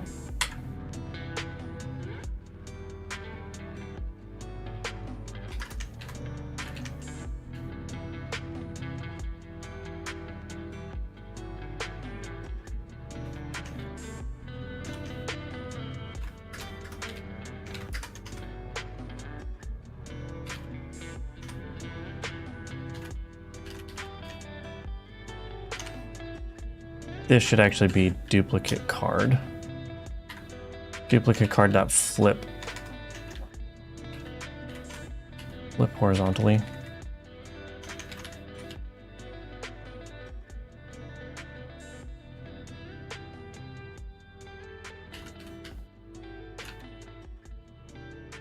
That's actually interesting. This is happening at the board level.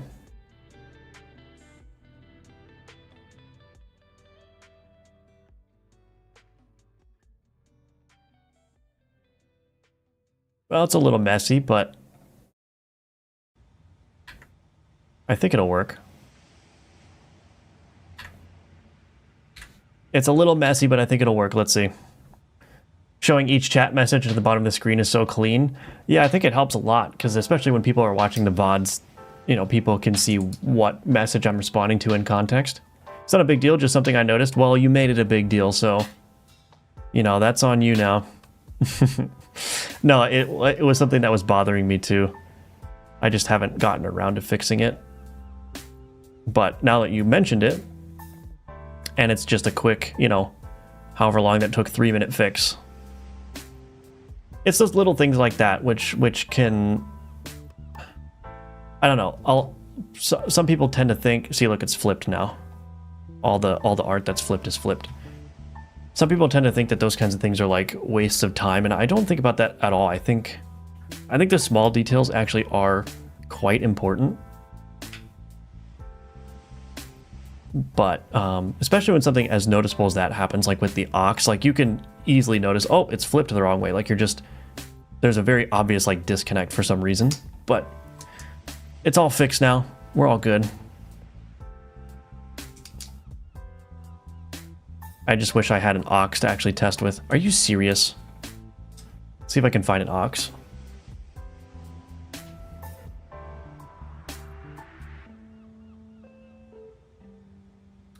What?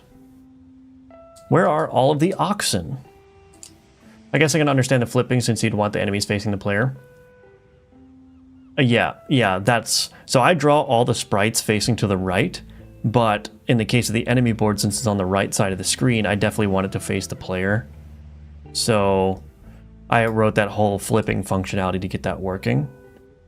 Because I don't think... It's not a good idea. Like, I could have drawn the sprites flipping to the left, but what happens later on in the game when I want to say, ooh, I want to let the player steal a card from the enemy board, and now the player has control over a enemy faction card that they typically don't have. Well, now everything's all backwards, right? Some art is flipped one way, some art is flipped the other way, and now I gotta write some code to handle that, or go in and manually flip all the sprites back and still write some code to flip them. So it's like, better to just make all your art the same and then address any like flippage or anything in code.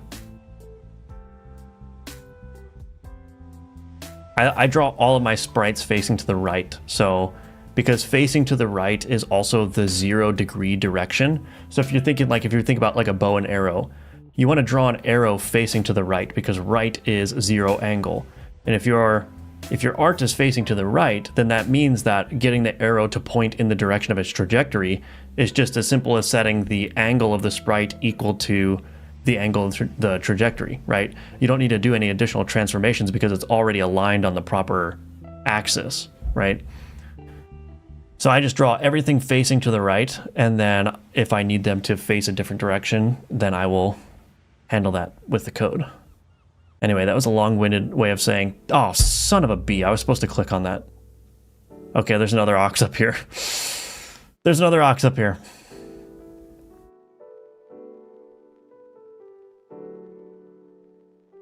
Skip. There we go. Anyway.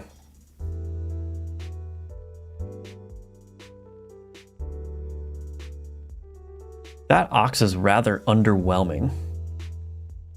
Why is it so underwhelming? I'm gonna buff the ox while I'm here. Oh, it's not scaling properly, I don't think. I don't think it's scaling properly.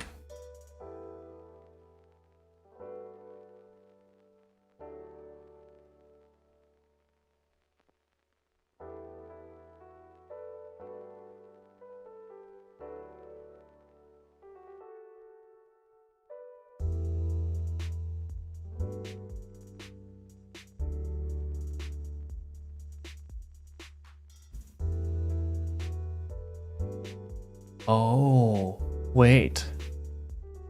I think there's a problem with my deep duplicate.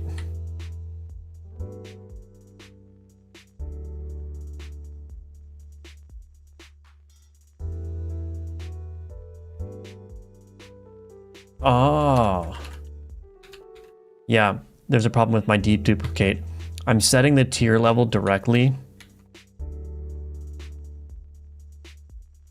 I'm setting the tier level directly, but that's bypassing all of the scaling. Oh, so this needs to be card.set tier.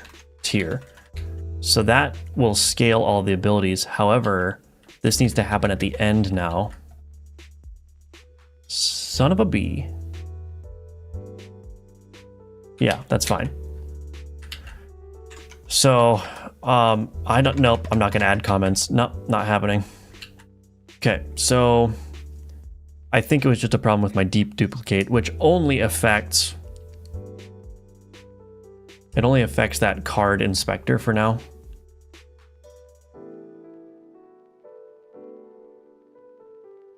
Now this is a part of the game where I keep restarting until I find an ox. There it is, ox 2. Damage increases by 3. Okay, that's still underwhelming. I'm going to change the ox scaling, but it's working now, so that's good.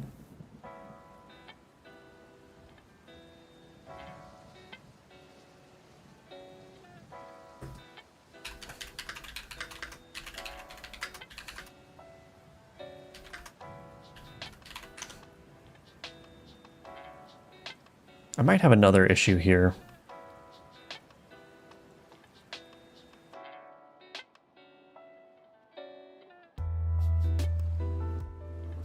What I could do, yeah, I don't know. It's fine. It's fine.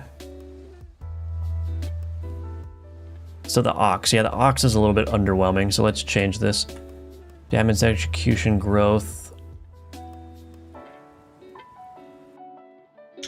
Private read-only ability scaler. This should be the growth scaler. And this one is going to be the base scaler.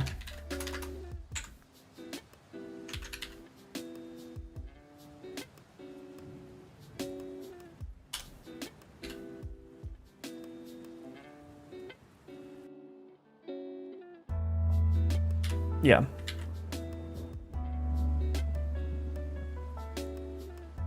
Base damage, damage growth.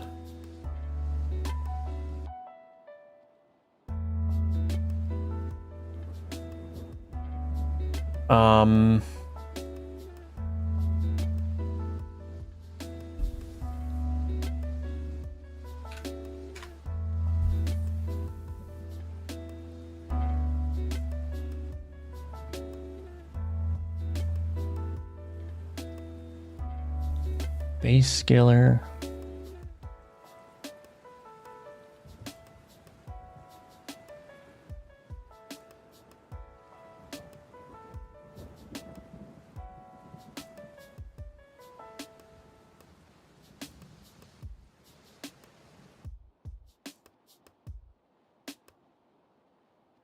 I'm actually not sure how to do this. What you're saying is I'll get the credits in the screen? Yeah, you'll get credits. No. I don't know if it makes sense to you, but would it be cool if it would be cool if the screen when you open the card description shows the main game screen with dithering? I don't know what that string of characters is. JUU, is that a dithering pattern encoded as a string?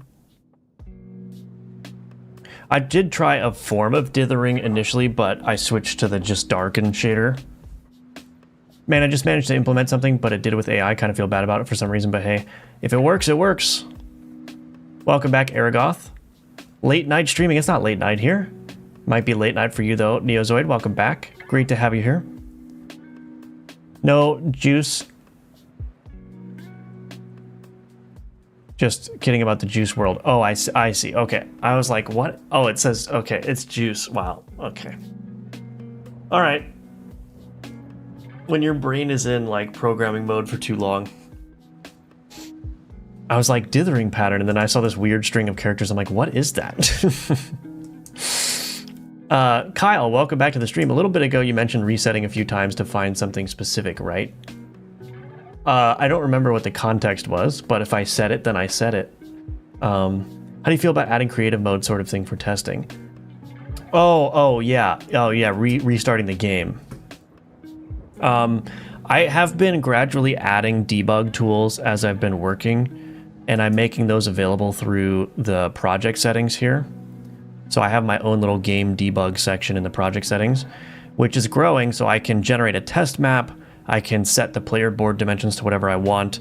I can turn on training dummies. I have this weak ref debug for reference counting issues. So yeah, as I'm getting the need and as I'm repeating a bunch of test steps, I'm adding more debug tools to that. But I think I would like to add a debug console to the game as well, so I can modify the game state like real time. But that doesn't come without its effort and also potential for introducing bugs and whatnot either, so just have to be careful about that. Yeah, no problem, Matthias. So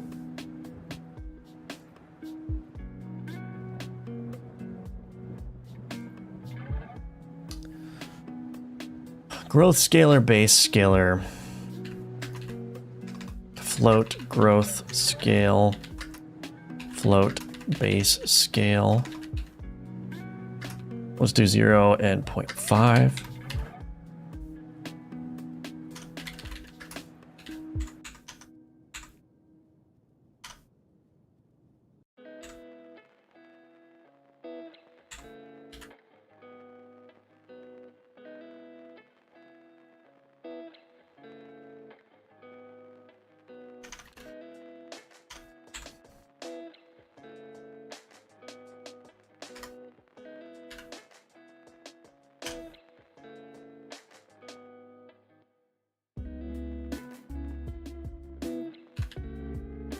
Base scalar is equal to that. Okay.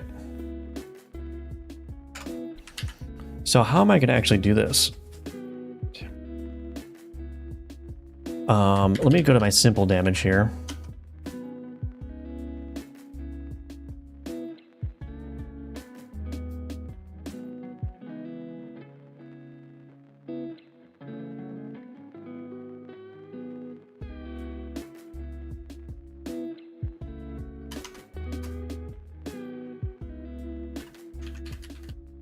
Growth multiplier, growth value scalar, and then var base multiplier is equal to base scalar damage growth. This has to be base damage. What? Yeah.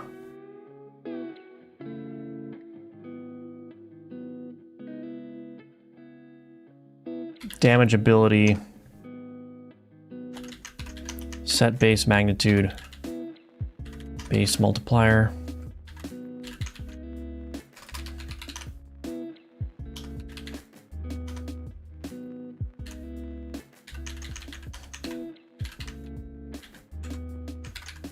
I think that's what I need to do.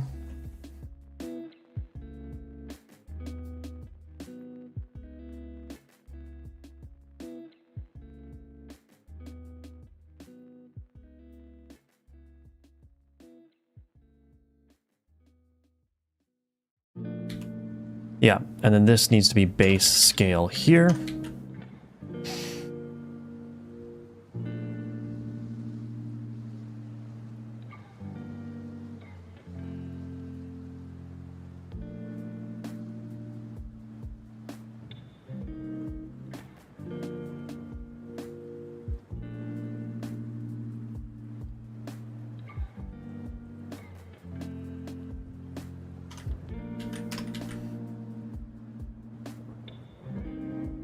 I just got to make sure all my numbers are scaling properly. Goodness gracious. Okay. So now with the aux, I'm going to change this. Let's turn that up. Let's turn this up. And then also we're going to do growth scale of 1 and a float base. No. Is this a multiplier? Yeah. Let's do 1 and a base growth of 0.5. So basically what's happening here is for every tier after the first, the raw base damage that the aux is going to do is going to go up by half of the base. So that'll be 3 per level. And then the damage growth is going to go up by 4 per level. And the damage growth is, so the way that this one works is that after every execution, it gains damage. And the damage is this second parameter here. So it'll hit the first time for 6. The second time it will hit for 10 because it's adding 4. The third time it's going to hit for 14 because it's adding 4 again. So there's 2 numbers to scale. It's the base, like what is the initial starting damage, and then what is the additional damage that happens after each execution. So this is going to increase by 4 every time, and that's going to increase by 3 every time. I think. Don't quote me on that. But there's an easy way to test this. I can technically add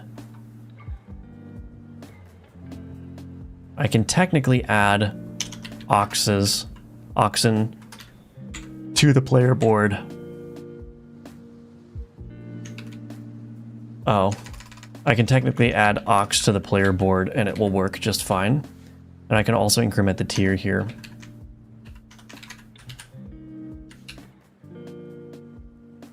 What theme is this? This is for Godot, it's the minimalist theme, Godot minimalist theme.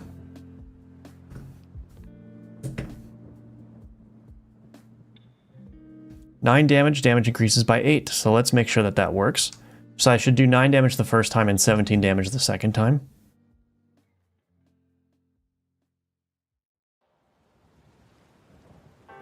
Nine damage. 17, look at that, and then I'm gonna deal 25 damage. I'm actually gonna modify this a little bit. Current.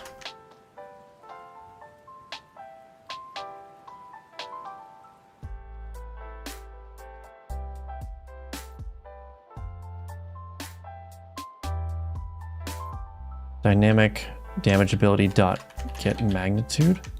I think, is that gonna, I don't know if that's gonna work actually. Ugh. Meant the VS Code one. Oh, that's Dracula. Welcome to the stream, by the way. Great to have you here.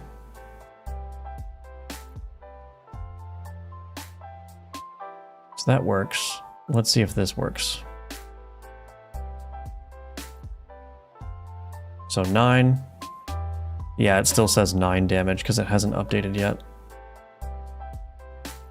Oh, it still says 9. Oh, am I doing it wrong?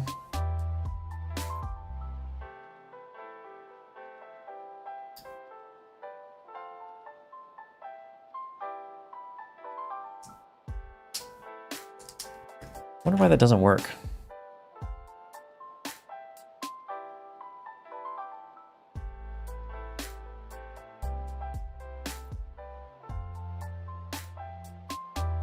Oh wait, I already have it working. Oh wait, do I not have it working? Hold on a second. Get value for source value. Something's wrong.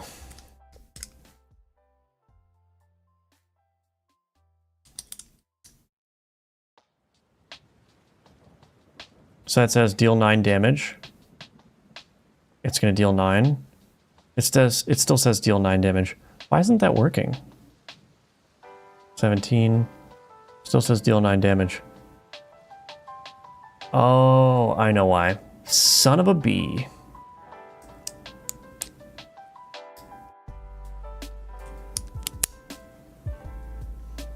Oh no. Oh no.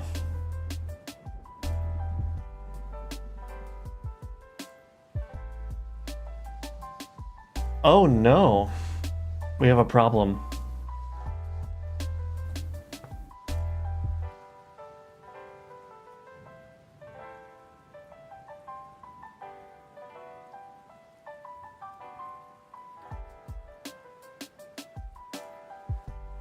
Oh no.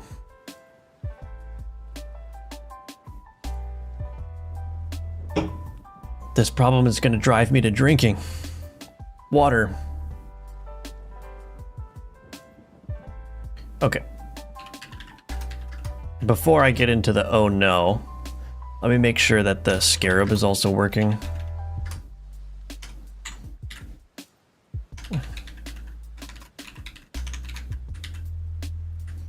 So one weakness of this system is I don't have a great way of controlling the scaling of abilities, because both the scarab and the ox are using this damage execution growth, which is a composed ability. And the only way I can really provide control over the individual number scaling is just by blowing up the constructor arguments here, which is fine, but I would definitely like a more streamlined way of being able to handle that. But anyway, it's okay.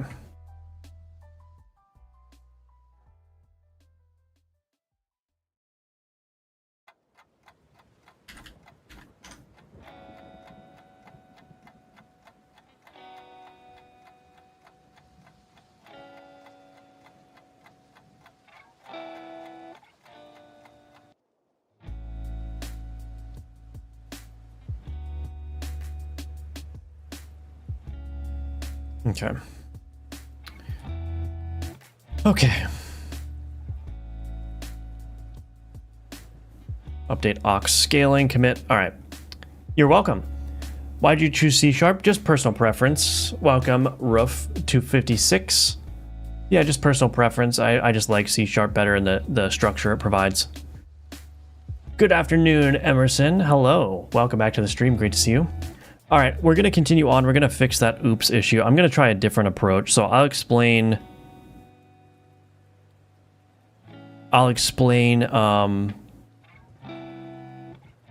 what's going on with this issue that's kind of a big issue when I get back from my little break.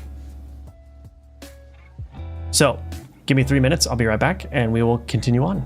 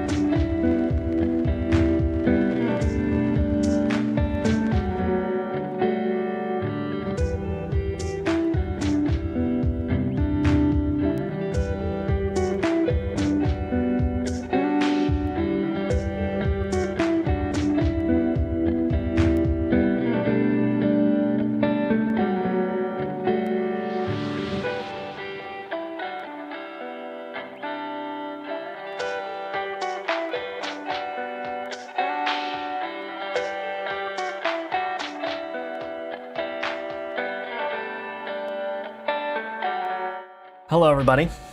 I'm back. All right, so what is the oops that's happening? Well, so this damage execution growth here, in order to display an updated description of how much damage you're doing, it's using this growth scalar, get value for source value. Honestly, I don't know what the heck that even does.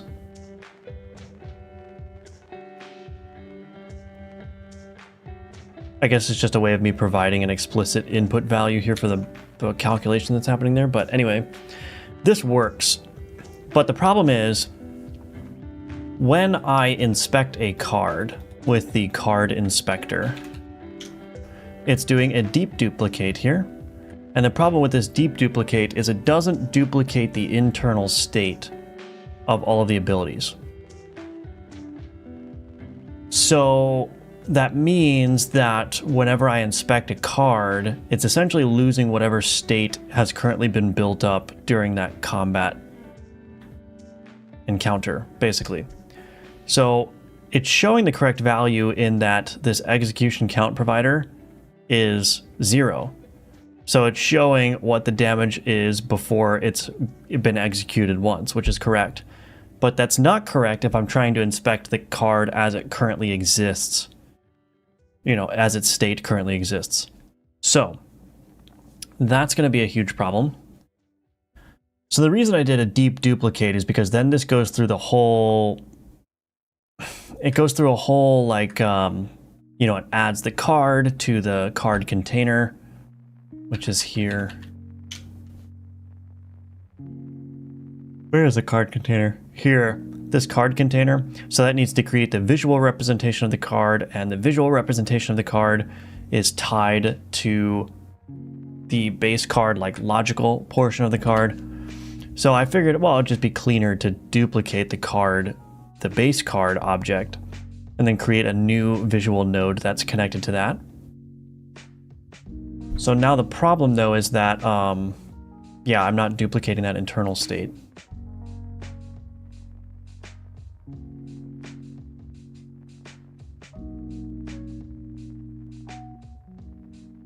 Now what I could do is I could do a shallow copy.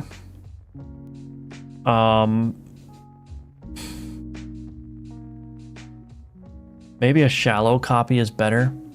So in here, in this base card deep duplicate here, it's duplicating all of the abilities. So that's creating new ability instances with their default state instead of the state that exists in the ability that's being duplicated. So I could do a shallow copy instead. I would just have to, why can't I do a shallow copy though? Is that going to be a problem?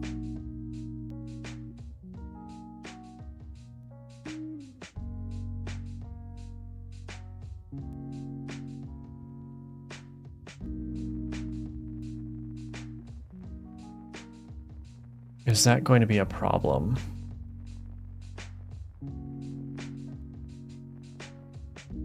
I don't think so. I think I can do a shallow copy actually. This is the only place where deep duplicate is used.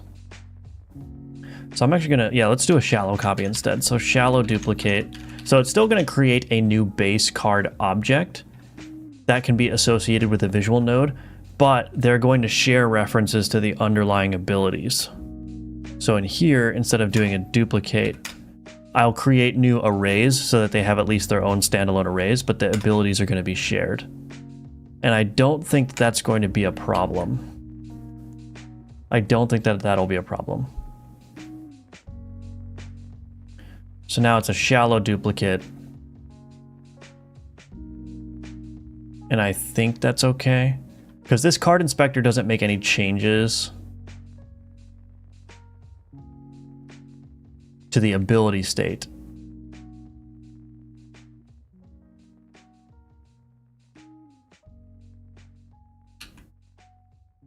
Honestly, this grid indicator is just like, I might just delete this grid indicator, but we'll see. Anyway, let's see if that works. Seems like there's been a lot of refactoring lately.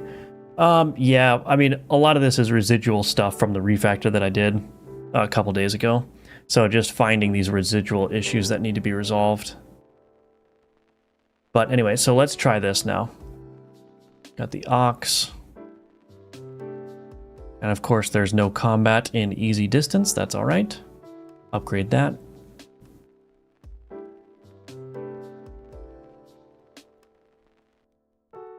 Okay, so now if I run this, yeah, now it says deal 17 damage.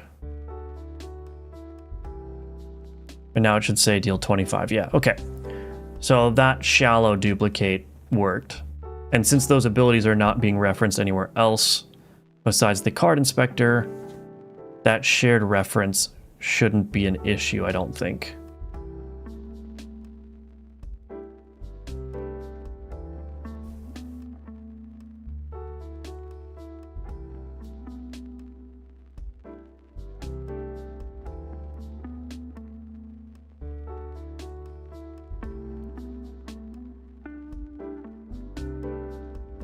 Yeah, that should be fine. If you then mix the cards in the shallow copy, it would reflect the mix. So with the alchemy system, and by the way, welcome Pietro. So if you're talking about like the alchemy mixing does a deep copy, so it duplicates the abilities. So all the abilities are like brand new. They're not shared by reference. So yeah, I just have to be very careful using that shallow copy, not to do anything with it except use it for display purposes. But I think that's good. I think we're okay. All right. I thought that was going to be a much bigger issue than it ended up being.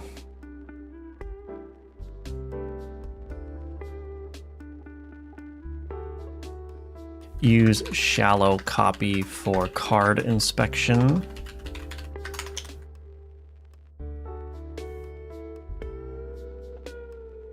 Okay. What else can we do? Oh, I wanted to do an enemy card. Let's do an enemy card. Let's see. Beer mug.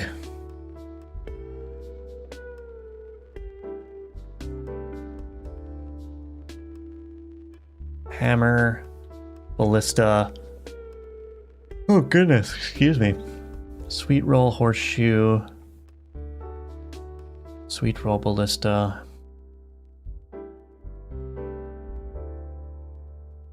Everyone wanted to do the choice was between beer mug and the cursed egg last time, so maybe we should do the beer mug now.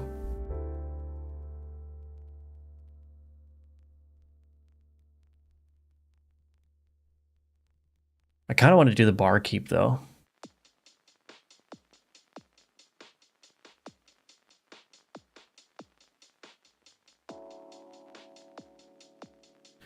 Wench, Crozier, Shield, Trebuchet. Some of these items are going to be for new levels.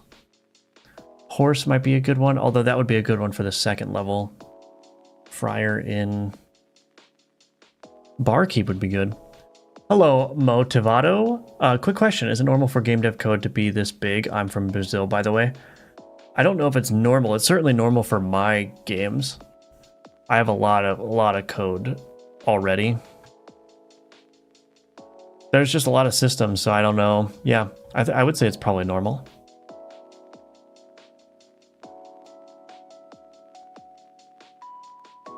Yeah, and I would say that me being a relatively experienced engineer, this is probably on the efficient end in terms of getting the functionality for the minimum amount of code possible. But yeah, there's still a lot, so some of these things are relatively simple though, like all these cards. These are just setting up the abilities. They're just like a couple of lines.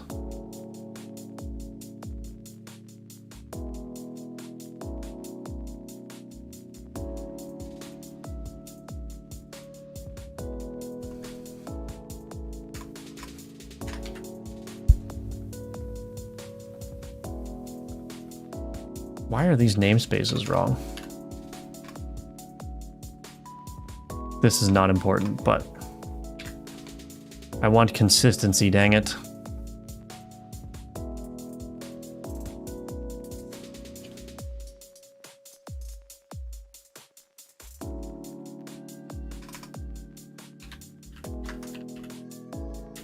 I'm going to try to draw a 2x2 villager card, the Barkeep.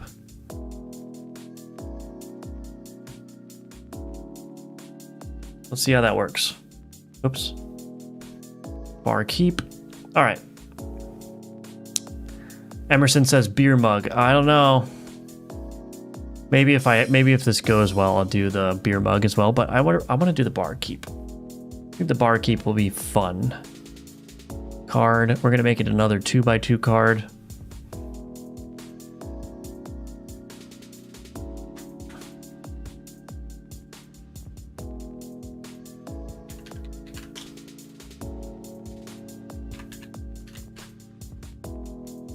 I'll save this as an A sprite file.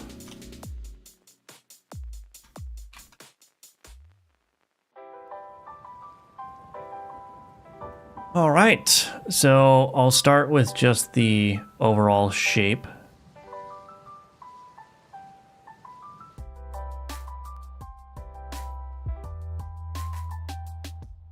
Trying to make him like a big burly dude.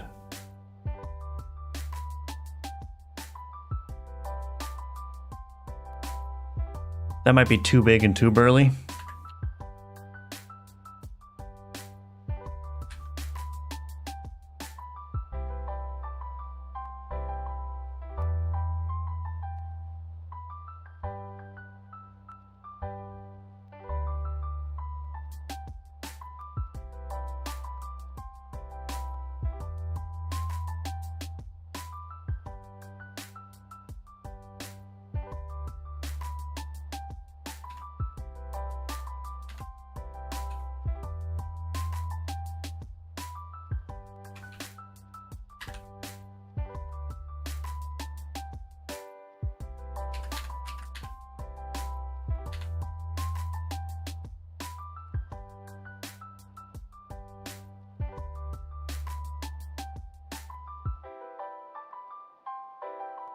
Okay.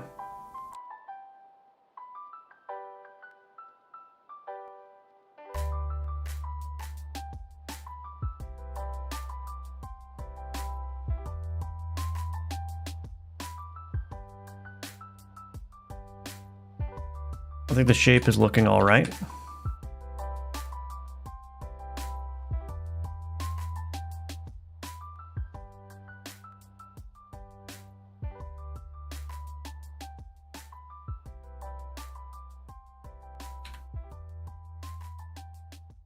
Trying to give him something of an action pose here.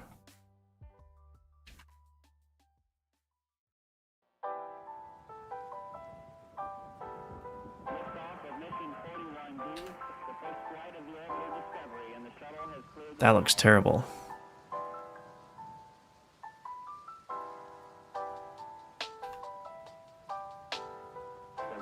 Computers now have primary control of critical vehicle functions.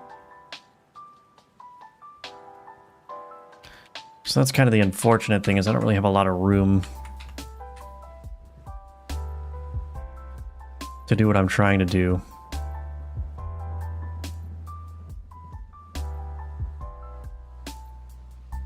Oops. Oops, what the heck is going on?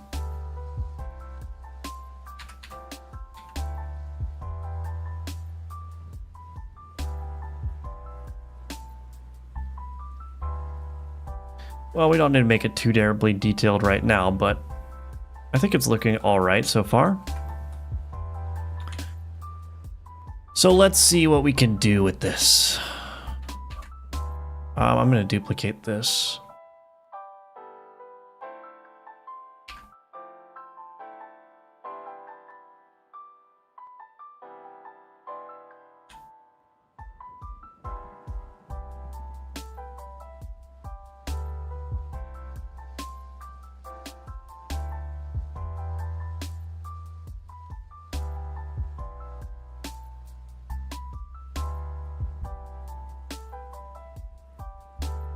Okay. I'm trying to get some, I don't know, let's do...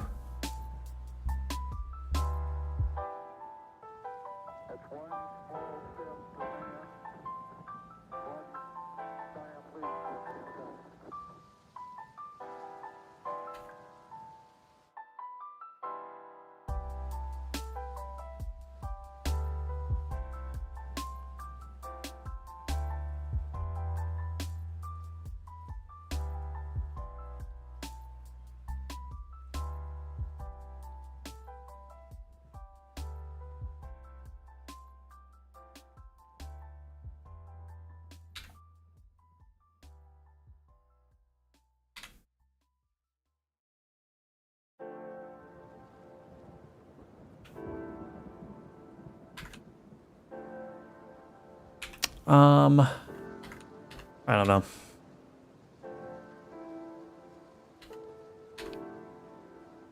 Okay, that'll work. Yeah, that's fine.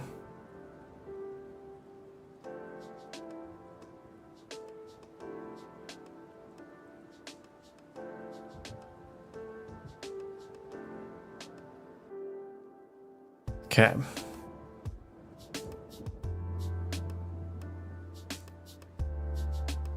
So getting the shape down, I'm gonna need some kind of, I don't know, shirt. I guess his skin is gonna be orange.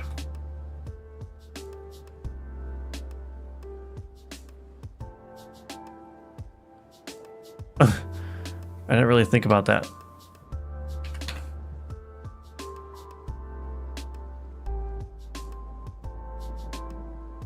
I didn't really think about that.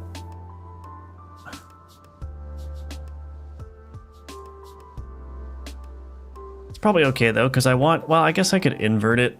I could make this, let's just set this to a dark color here. I can make this orange and then make his skin lighter.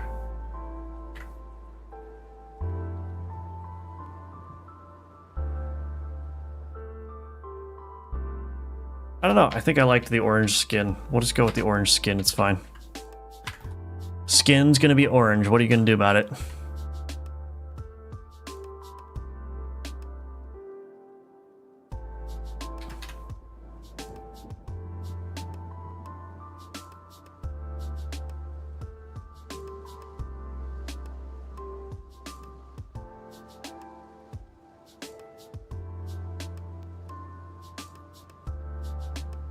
What are you gonna do about it?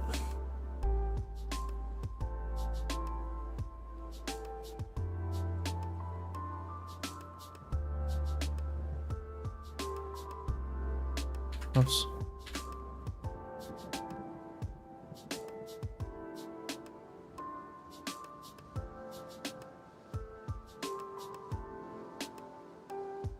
If I give him a little nostril, is that gonna work? Probably not. Probably not gonna work, but what I can do is I can give this schnoz a little bit more breathing room. Okay, that'll work.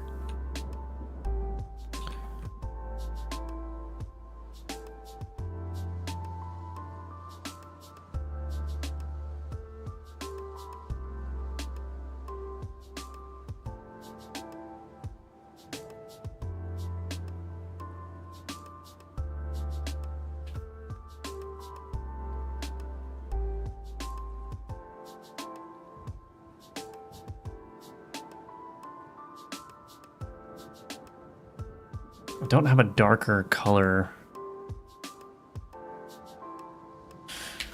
This blue is very awkward to work with.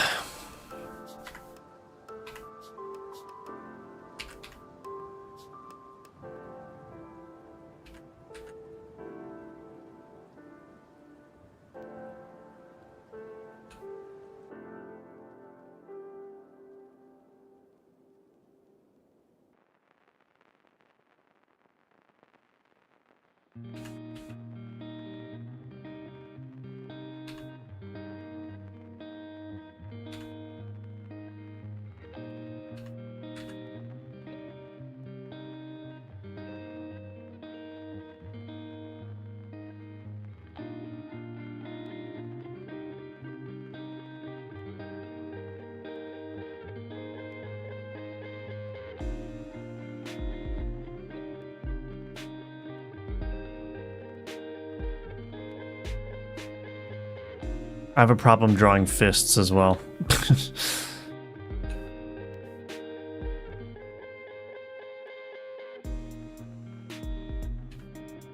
Okay, well, we'll just leave that for now, I suppose.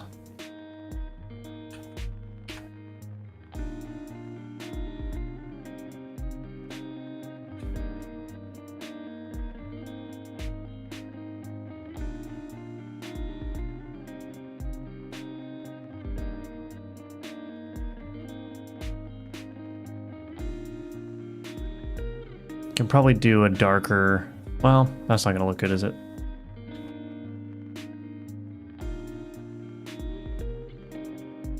The other problem is that this is supposed to come down here.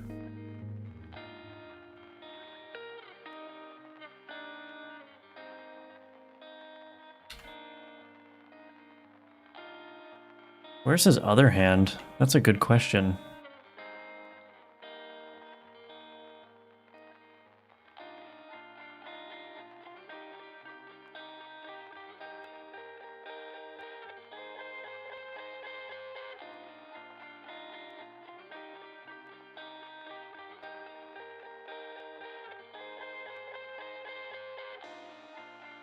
That doesn't look terrible.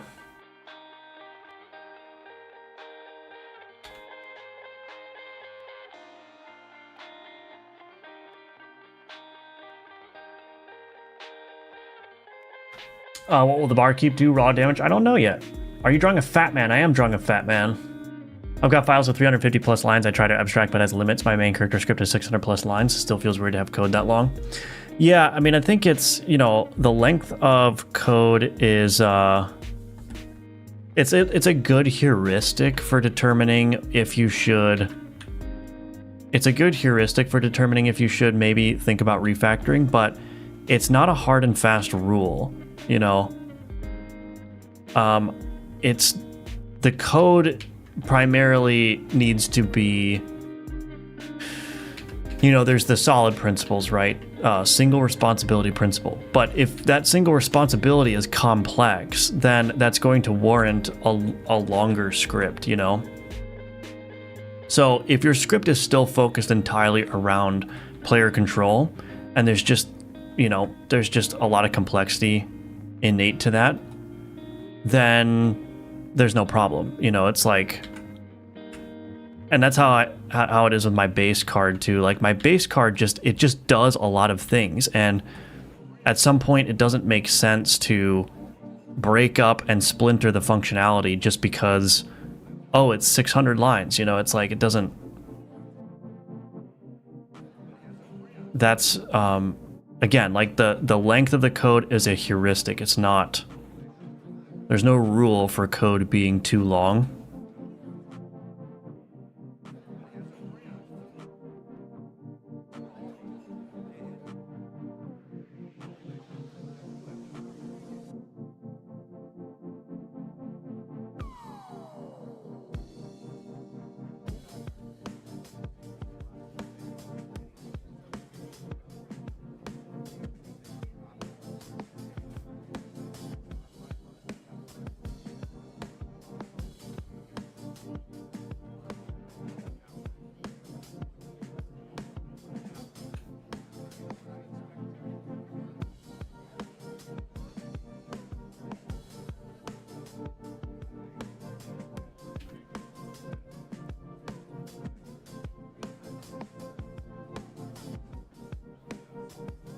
What the heck?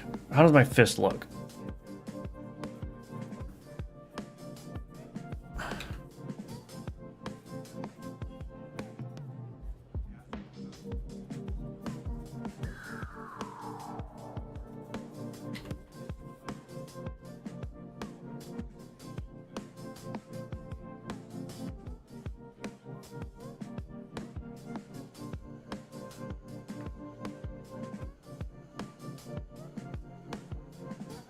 It looks like he has a claw, like a crab hand. Oh no.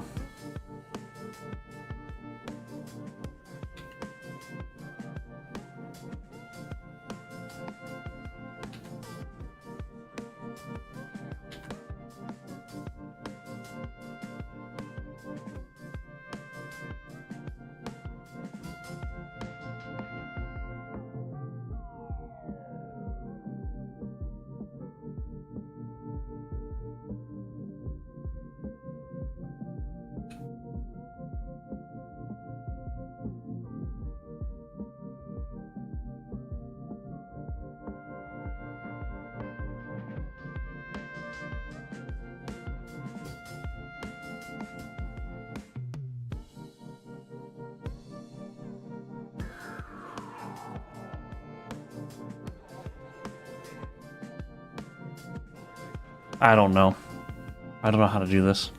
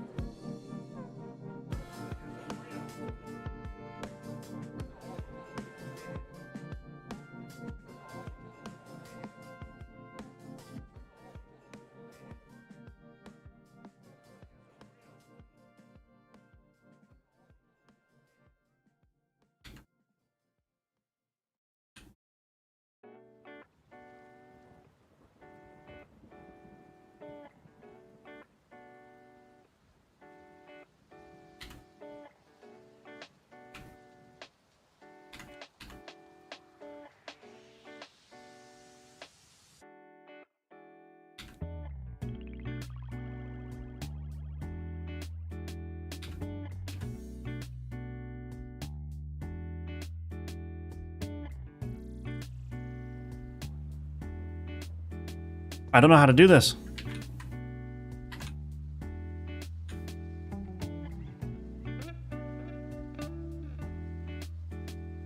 I'm just back where I started. Son of a bee. All right, well.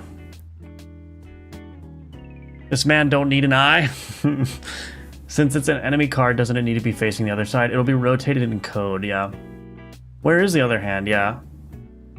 Kind of like the barkeep wearing only the apron. That would be kind of funny, actually. Eyebrows work as well, just probably don't need too much detail. I don't think I have room for eyebrows. It's almost me right now. Blue shirt, blue jeans, white beard, fat, just don't have hair. Maybe I should remove the hair, make him in honor of you, Adam. I'm also drinking a beer, there you go. And I'm wearing an apron, wow. Maybe it's okay to just draw the shoulder. Which card is this? This is the barkeep. Barkeep. Hi, nice work. Thank you, Aaron. Thank you. Maybe it would be okay to just draw the shoulder. One thing that I'm having trouble with is... I don't know.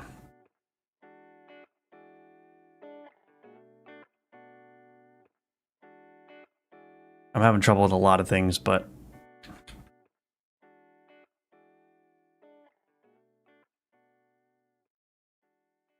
I just don't think this color here works that well with the blue.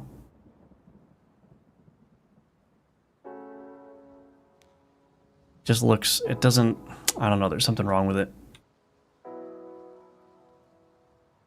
I think I might just make this all that. You know what I could do? I mean, this actually doesn't look terrible.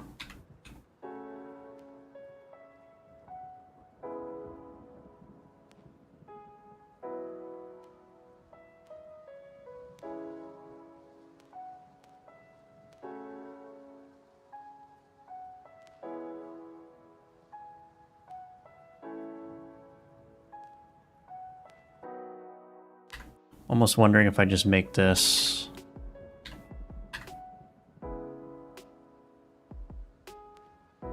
What am I doing? This here.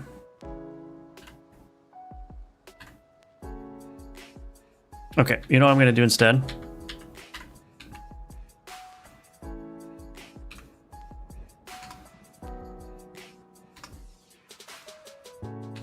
Let's see. Left hand would be thumb facing up.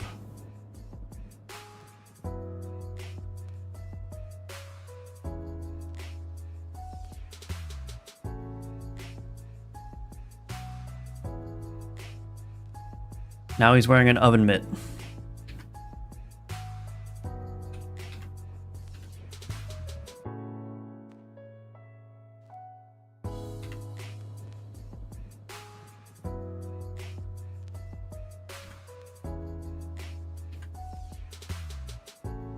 Now he's wearing an oven mitt.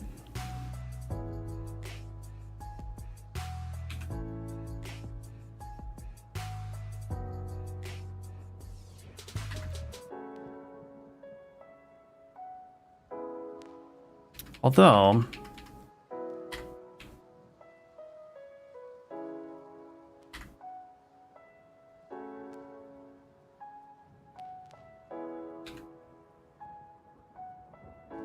You know what? I don't even know how I'm going to make this look like an oven mitt either.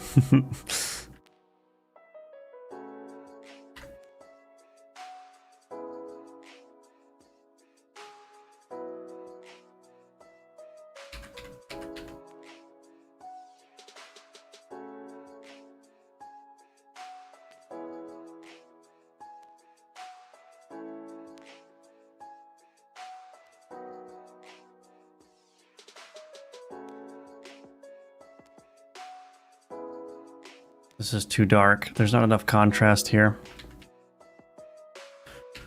Ah, the challenges.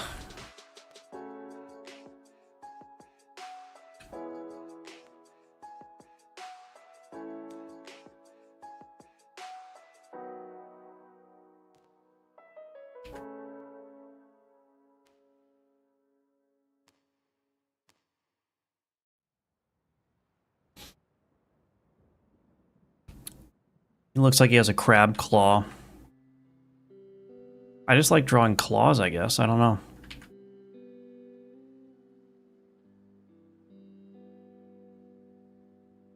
Azir, go away. I don't want to play with you right now.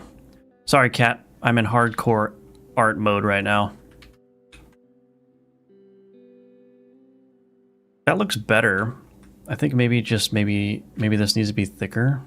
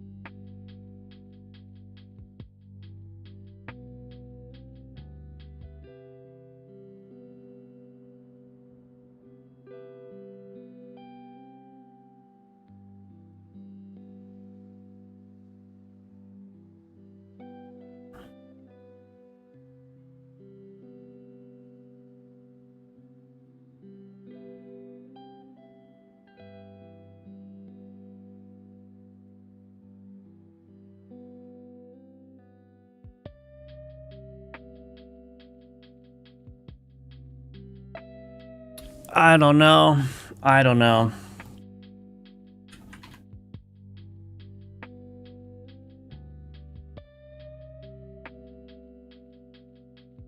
I don't like the way this leg looks either.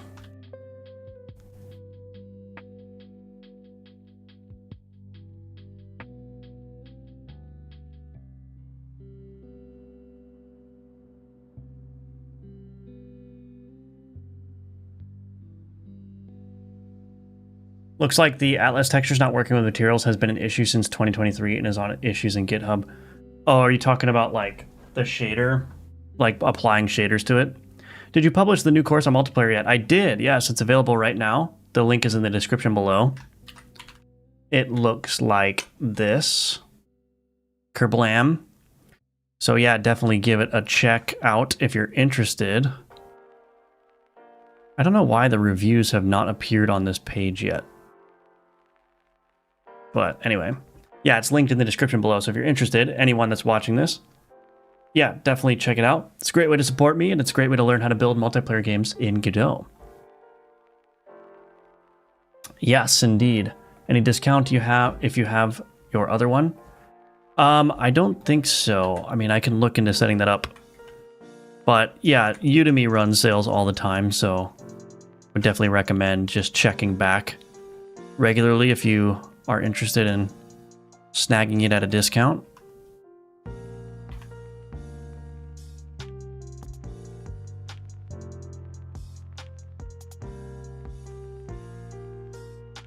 Maybe I just need to use the red here instead.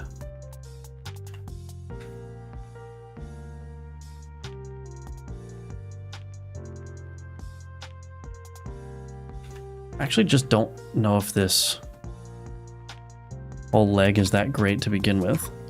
Oops, deleted the whole art.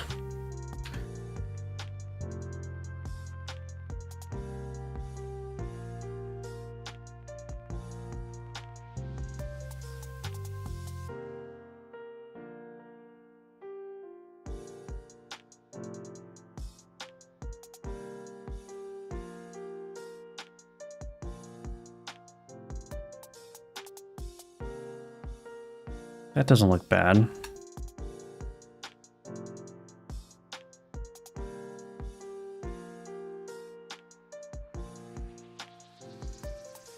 That looks a little bit better.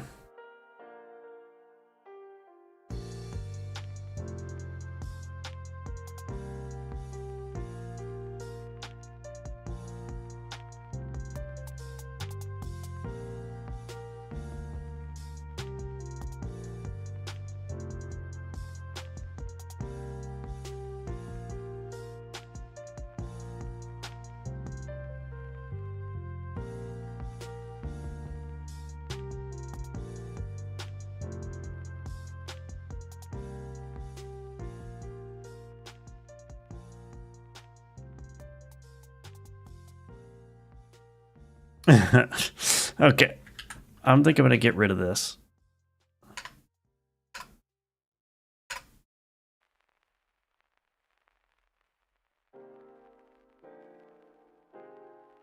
I think it's looking pretty good, generally speaking.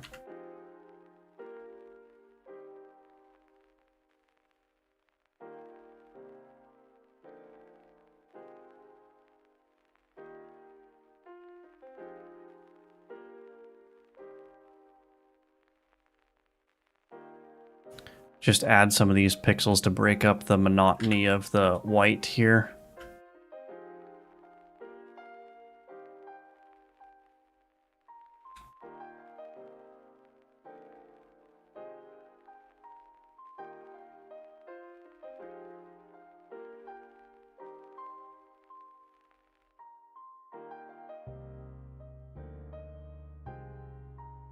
I should add some stains. Oh, I don't know if I have a color.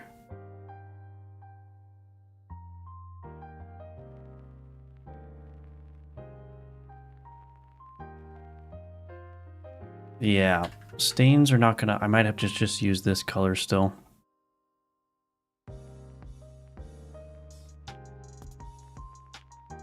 Or I guess I can make like a little...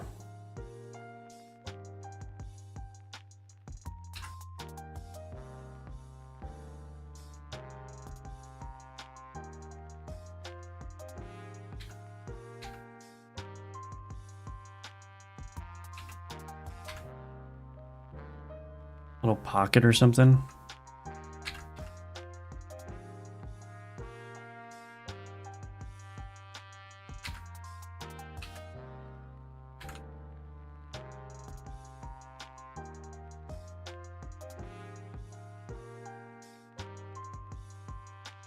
Don't want to go overboard, I guess.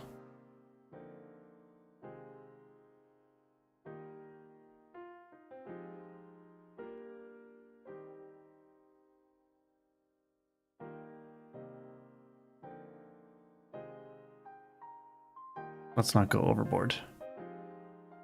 Let's not go overboard.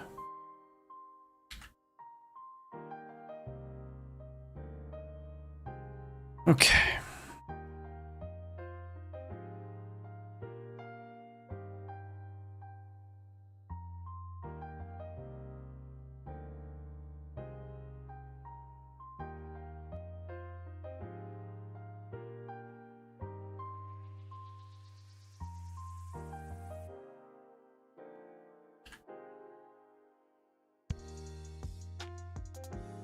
Gonna want to do the same thing with the beard, I think.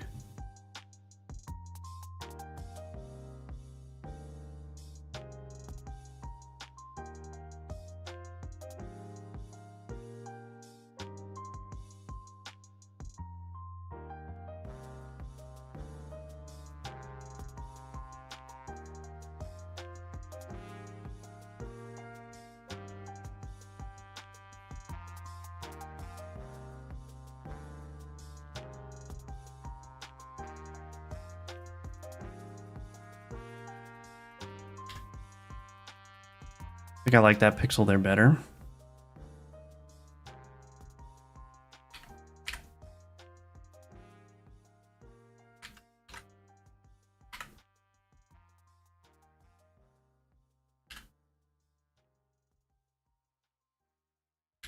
That'll work. That'll work. No, I can't really do any highlights on that. That's all right. Should I give him an actual eye?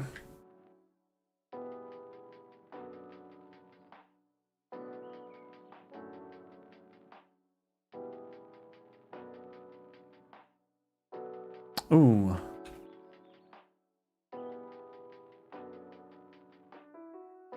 Wait, that does look better. Hold on a second.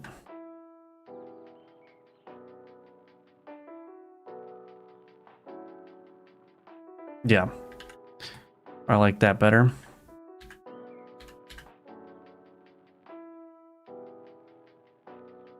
So really, the major thing I just need to figure out is what the heck I'm doing with the freaking... Pardon my language. What the heck I'm doing with the freaking,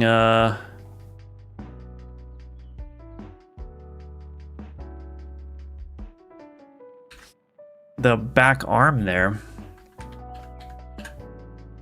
It's alright. Figure it out, I suppose.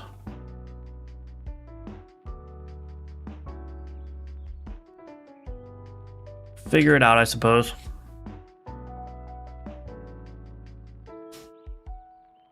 I wonder if this should be... Should probably be darkened a little bit.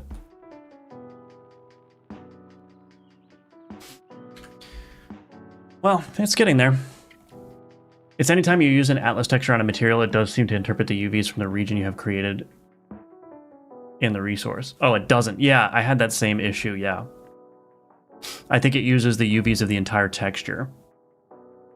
It's already on 75, no brainer. Getting it now, awesome. Yeah, if you get it, make sure to use the link in the description below that. We'll use my referral code, and that should be compatible with any sales as well. We're making it duck goose. What are you talking about? Never mind, I see the old guy now. What?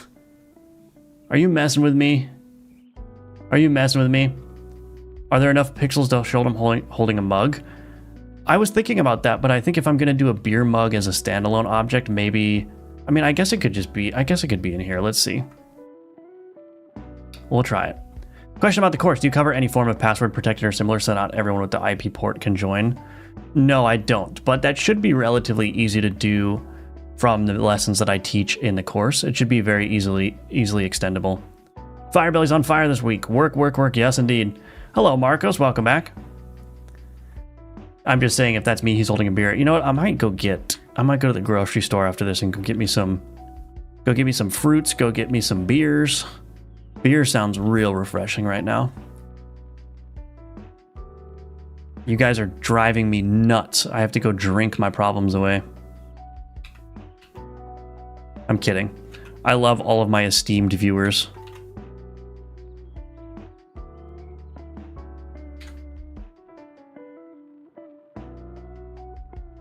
That's not really much of a mug. We gotta make it more like a pint, yeah.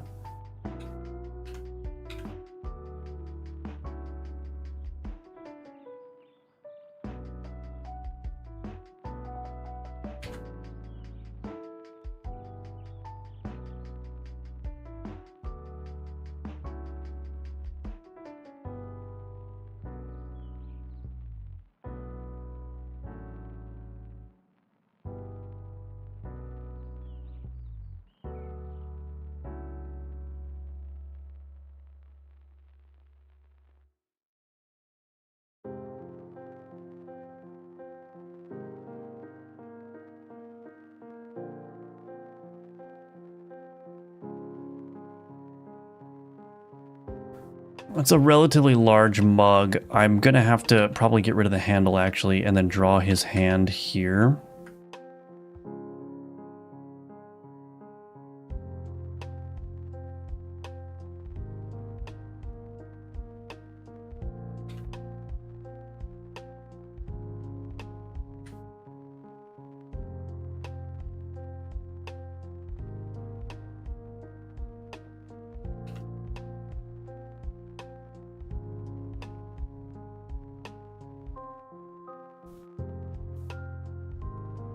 I wonder if it'd be better to draw his hand around it.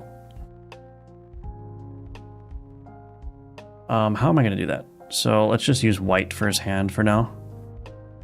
Let's see, if I'm like this, my thumb is going to be in the front.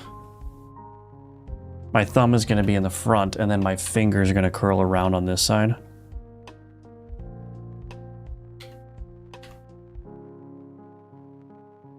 We got to give him big, beefy sausage fingers.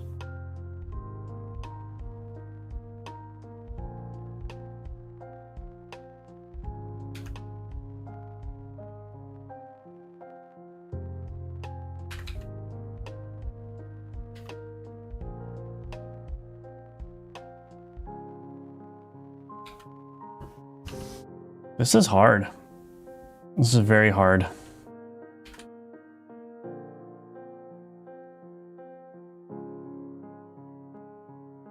But are we getting there?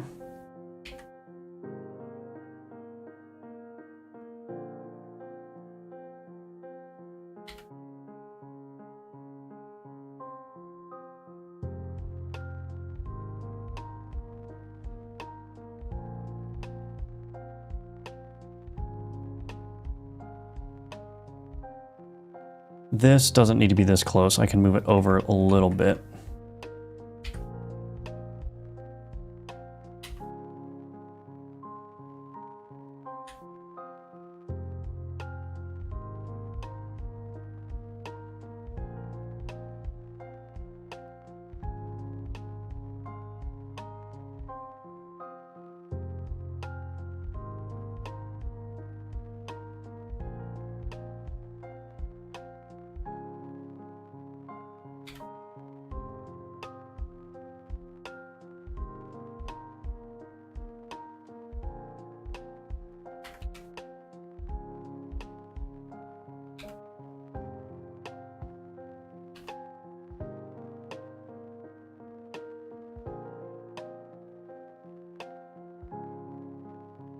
Well, I guess we could see how this is going to look.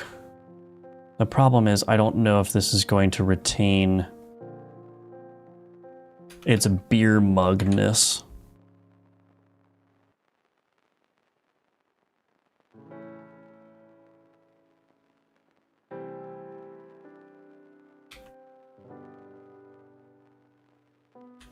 After I apply all the changes that need to be made to it.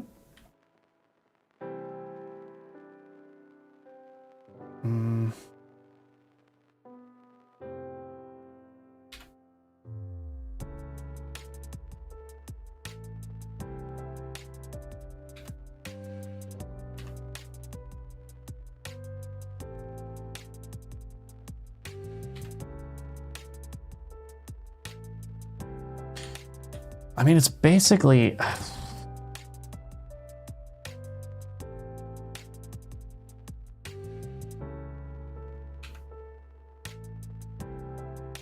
It needs to have that so that you know it's a cup.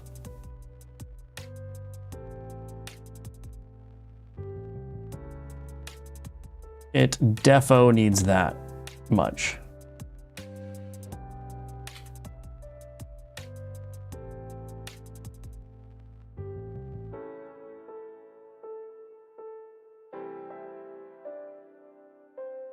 These fingers just don't look... They don't look pudgy.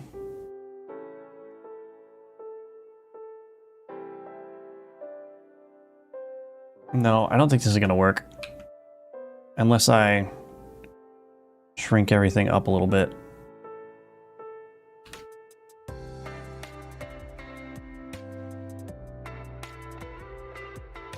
Maybe if I just bring these back a little bit. So they're not wrapping around. Keep forgetting that not everyone has fingers that are as long as mine.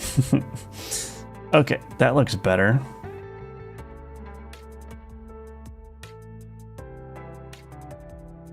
Okay, we're getting somewhere here. Hold on a second. Hold on. Don't despair.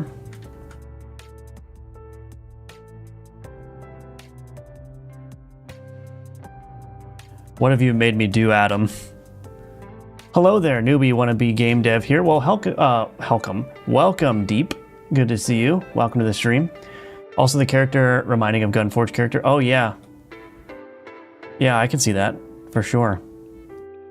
It was so zoomed in. I thought it was a goose. Pulled out the white chest. His face was the bill. I saw it now. I gotcha. I got you.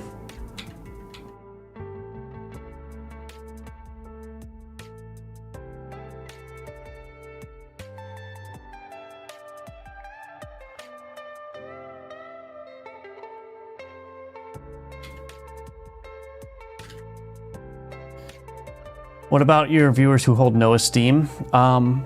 Those people are banned. No, I'm just kidding. Too big hand. Yeah, I think the hand was too big. I think it's looking better now.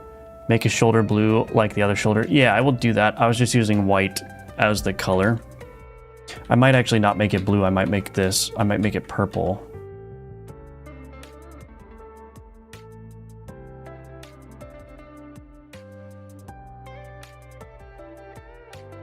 Although maybe it should be blue. The problem is that it's a background element, so I want it to be darker.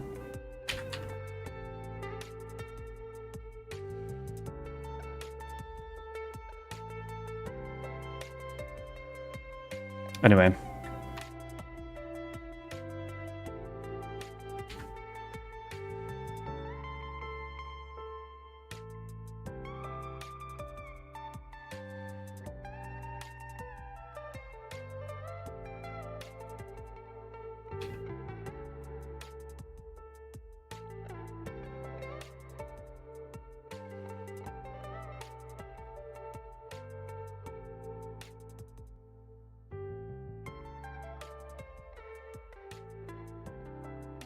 Yeah, it doesn't look right.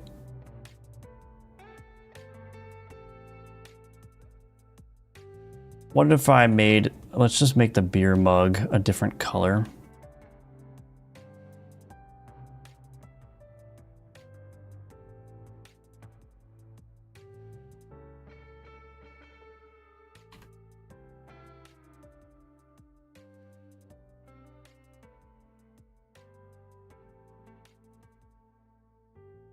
That doesn't look right either.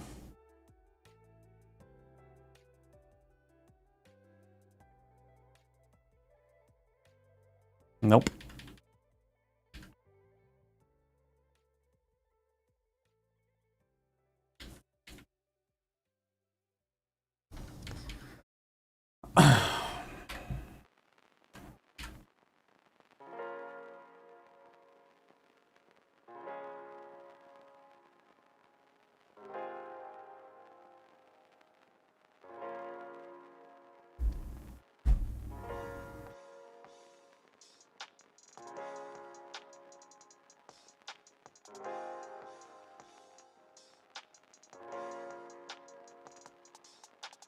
Gonna be honest, I don't know how to make this work.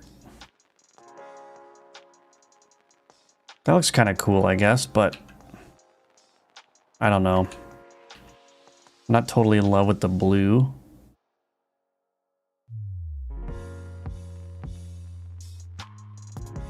The hand is just, yeah, it's just too weird.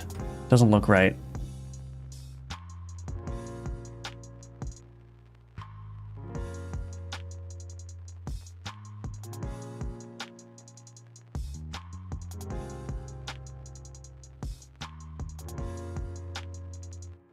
I mean,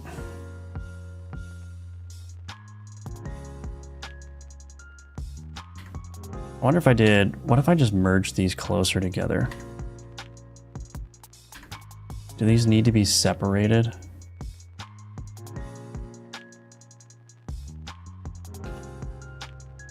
So let's try this. If I did that,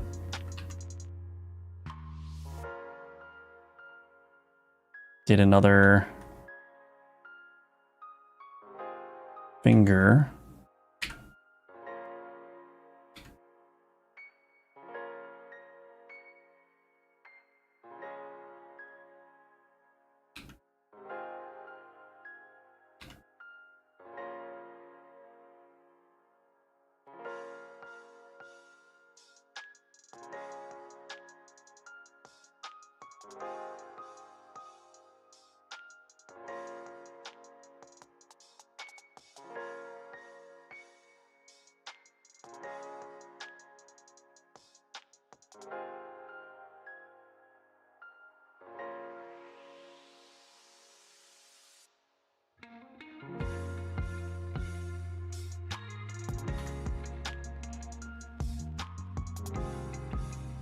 You making everything by yourself? Yeah, except for like the sound effects. I'll use the sound effects library for that, and I'll hire somebody for the music. But yeah, otherwise. Is it supposed to be glass? Maybe orange and top blue and the rim white. It wasn't supposed to be glass, but I can make it look like glass.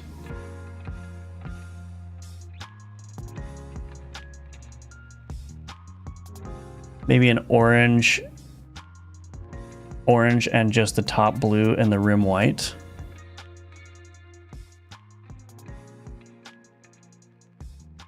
What I'm primarily concerned with right now is getting the fingers to look all right. Oh, that doesn't look bad, actually. Wait a minute.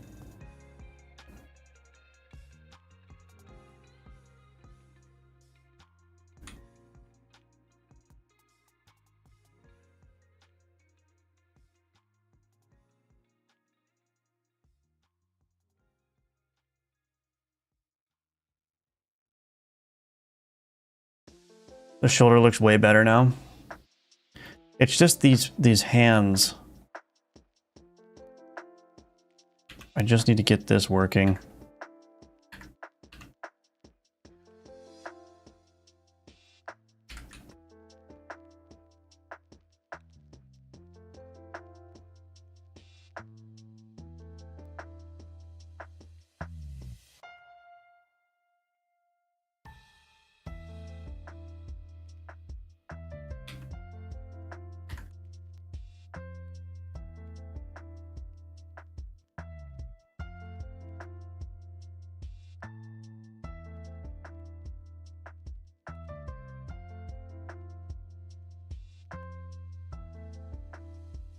Actually, that doesn't look terrible.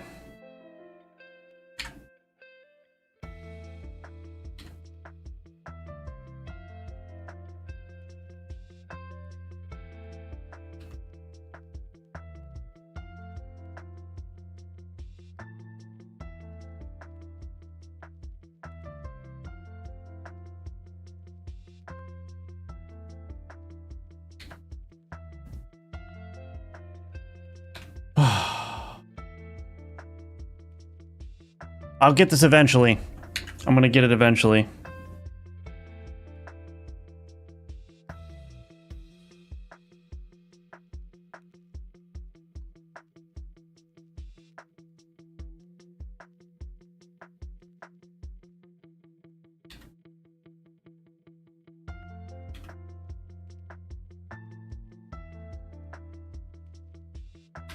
I guess what I'm struggling with is trying to make his fingers look thick.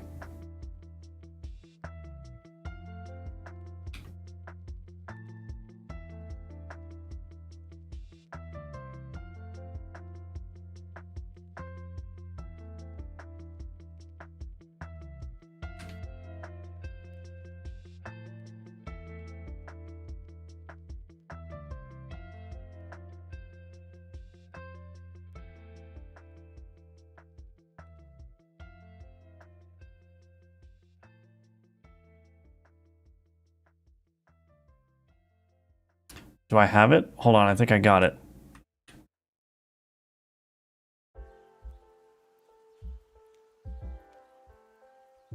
Yeah, I think I got it.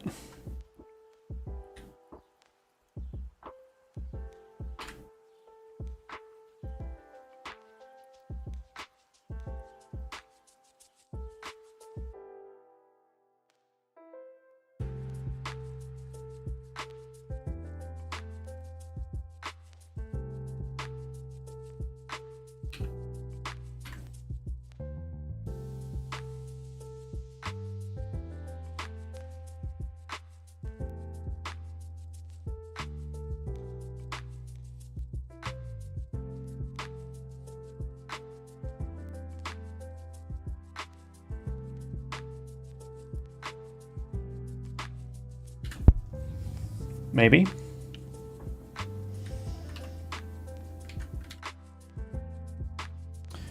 He looks like Popeye's dad. It kind of does, yeah. Popeye's dad. I went to the bathroom and came back and it's way better. Thank you, yeah. Hand looks way better than the 3-finger one you had before. Yeah, I think it's working all right. I think it's okay. What tool is this? This is Ace Bright. Isn't the top left pixel on the pointer finger? Top left pixel?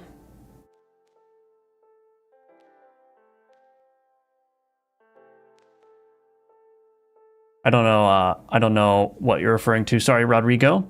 I think the fingers look good now.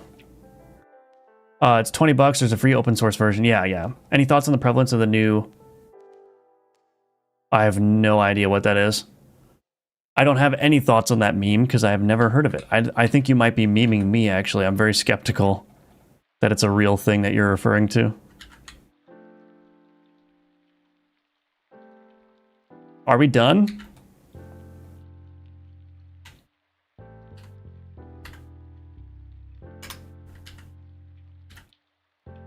Are we done?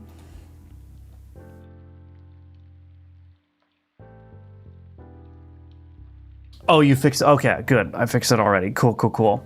What is this sprite, by the way? An NPC? Yeah, this is an enemy card. This is a barkeep. We still have to decide what the barkeep is going to do, but hey, I think you turned out pretty good. Any final thoughts on the barkeep? Anyone? Anyone have any final thoughts on the barkeep before I put him in the game?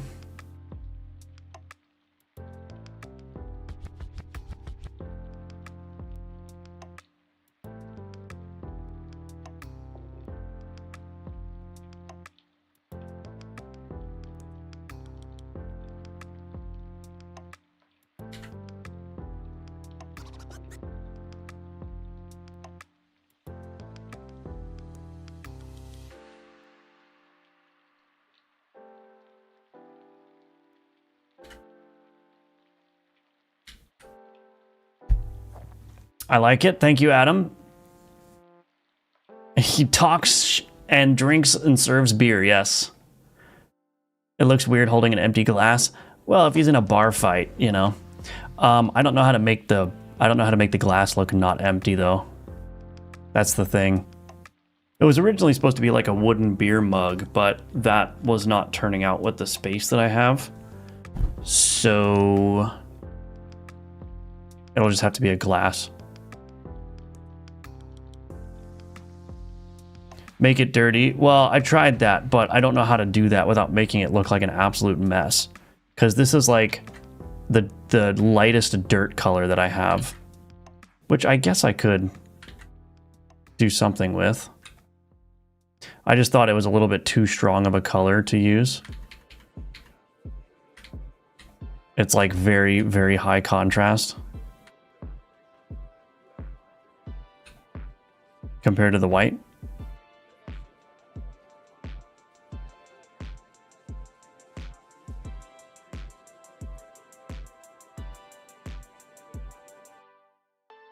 Add some yellow and white thing at the top. I don't know what yellow and white thing you're talking about.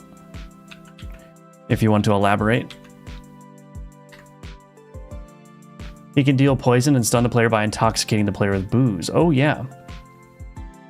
I like it. You like it, Red Velvet? Thank you. Yeah, I don't know. I wanted to put dirt on, but I just don't know how to make that work.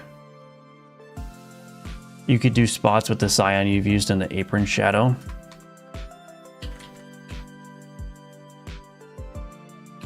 I already have this little pocket thing here, but let's see.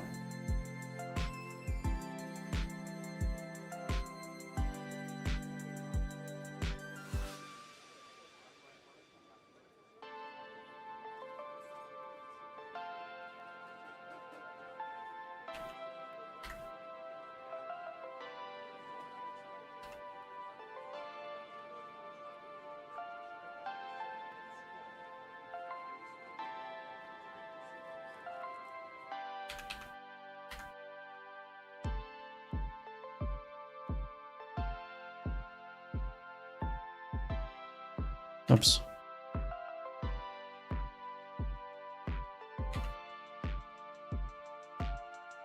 Does that look better?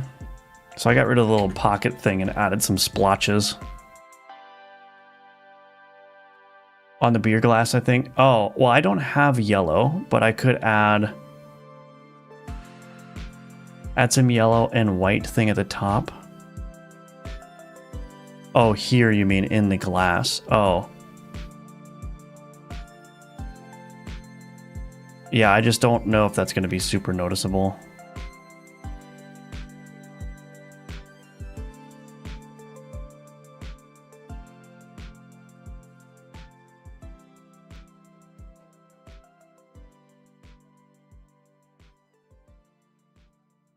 You know, start to lose. I don't have that much space here, so I don't know how I'm going to communicate that with the colors that I have. Yeah. A dwarf barkeeper. He could be a dwarf.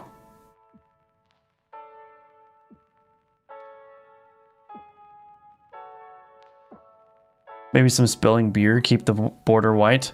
I don't think I'm going to do that. I think it's fine. It's going to be very difficult to give the impression of beer spilling from that, I think.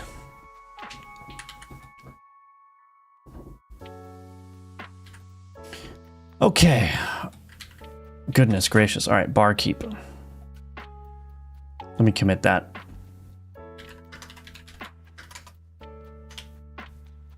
I like it with a single line of brown on the cup. This one. Yeah, I guess that does look better. Just that line of brown. I mean, can I do like spilling beer? Let's try it.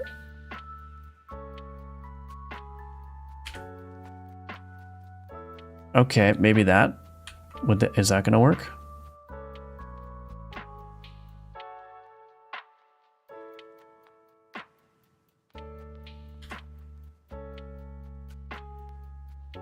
I probably need to connect this over to the cup somehow.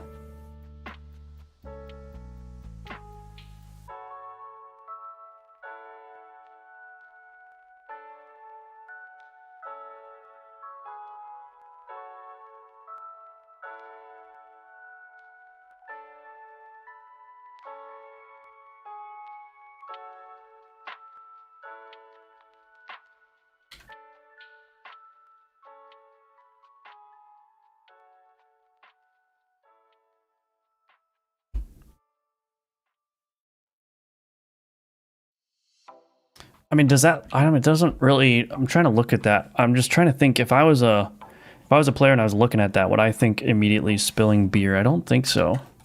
I think I'd be like, what is that?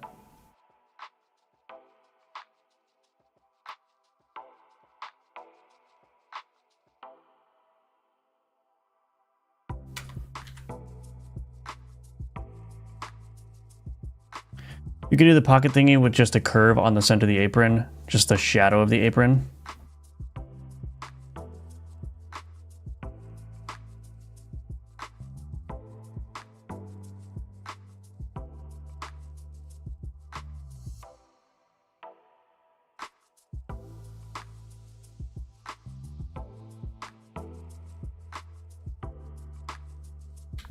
That works.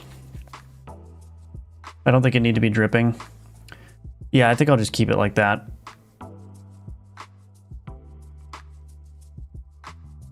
That works. That looks good, thank you. Put more white as the foam is dripping. My idea worked. Did it? Did you like the dripping? That's a little bit too muddled. This one? Are you talking about this one? Actually, you know what? Yeah, let's do this. There's a lot that could be added, but I think, yeah, let's just, I mean, let's try one more thing. Just, yeah, I don't think I'm going to be able to, okay. We're going to quit while we're ahead. We're going to say this is good here. Re-spilling beer. Yeah, I think it's good. Don't want to mate. My card art is getting super detailed lately. I'm going to have to go back and redo a bunch of card art because it looks relatively simple in comparison, but that's all right. It's all right. Okay, let's go. Maybe if you're going to do this moving, then maybe add dripping. Well, the cards don't move. The card art is static, so that's a good thing.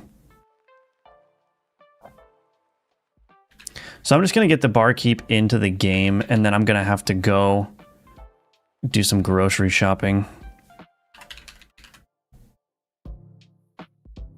But let's see what it looks like in game alongside everything else.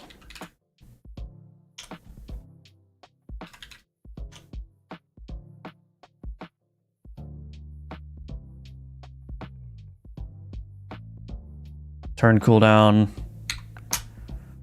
Let's do 11. I don't know what exactly to do with this guy, but I will decide what ability to give him later.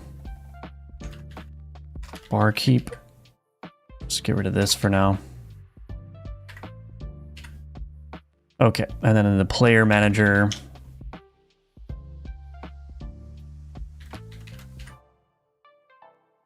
all right, let's see. Let's see him in the game now. Moment of truth.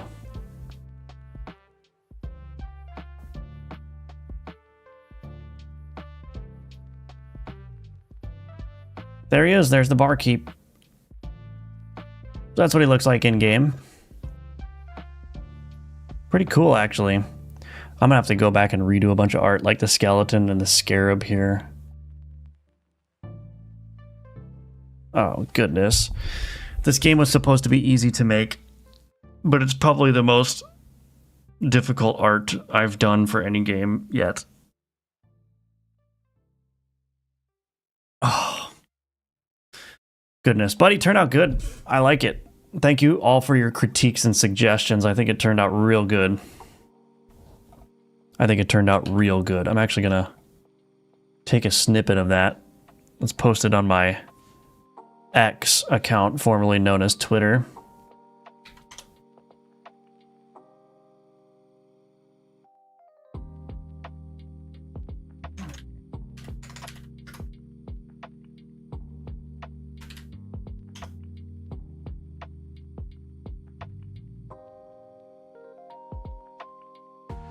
Okay. What else? Looks great.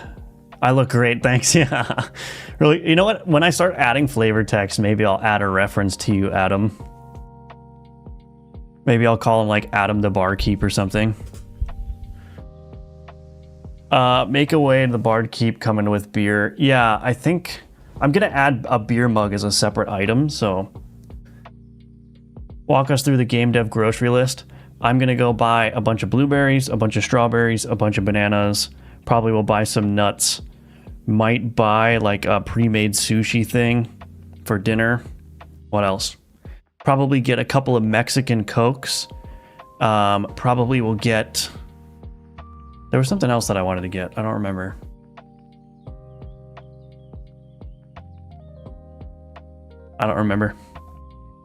Hello, Andre. I bought your course co-op multiplayer and I'm almost done. Very nice. Oh, I'm glad you like it. Thank you. Thank you. I like the palette. Did you choose it? I chose it from lowspec.com, so I didn't choose all the individual colors, but yeah, I went to lowspec and found it. Oh, that's right. I need to get beer. Dos Equis Amber, yeah. Maybe a Big Mac if you're feeling yourself. No, you know how I know you're not an OG viewer, Schlurgy? Because you didn't say double quarter pounder with cheese. Big Mac? Who are you talking to bringing this Big Mac talk into my chat? What are you talking about? Anyway. So anyway.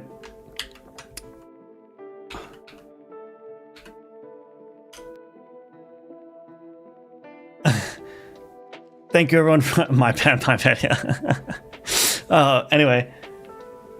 Can I get what this game is about? Sure, yeah, I'll go over the game real quick. So the game is a collectible card game, grid inventory management auto battler. Where the hook of the game is that you can alchemize cards together to create cards with abilities from all of the inputs. And of course, this is wrapped in a roguelike formula.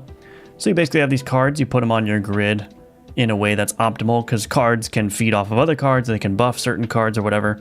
And then it's an auto battler, so when you go into the combat and you got your board configured, you just press start and you watch the combat commence and just automatically play out. So if you played games like Backpack Heroes or The Bazaar, it's similar to that, but will have its own like card crafting mechanic essentially. Big Macs are superior. All right. You're on thin ice, Slurgy. I've got band powers. I got band powers. Implement barkeep.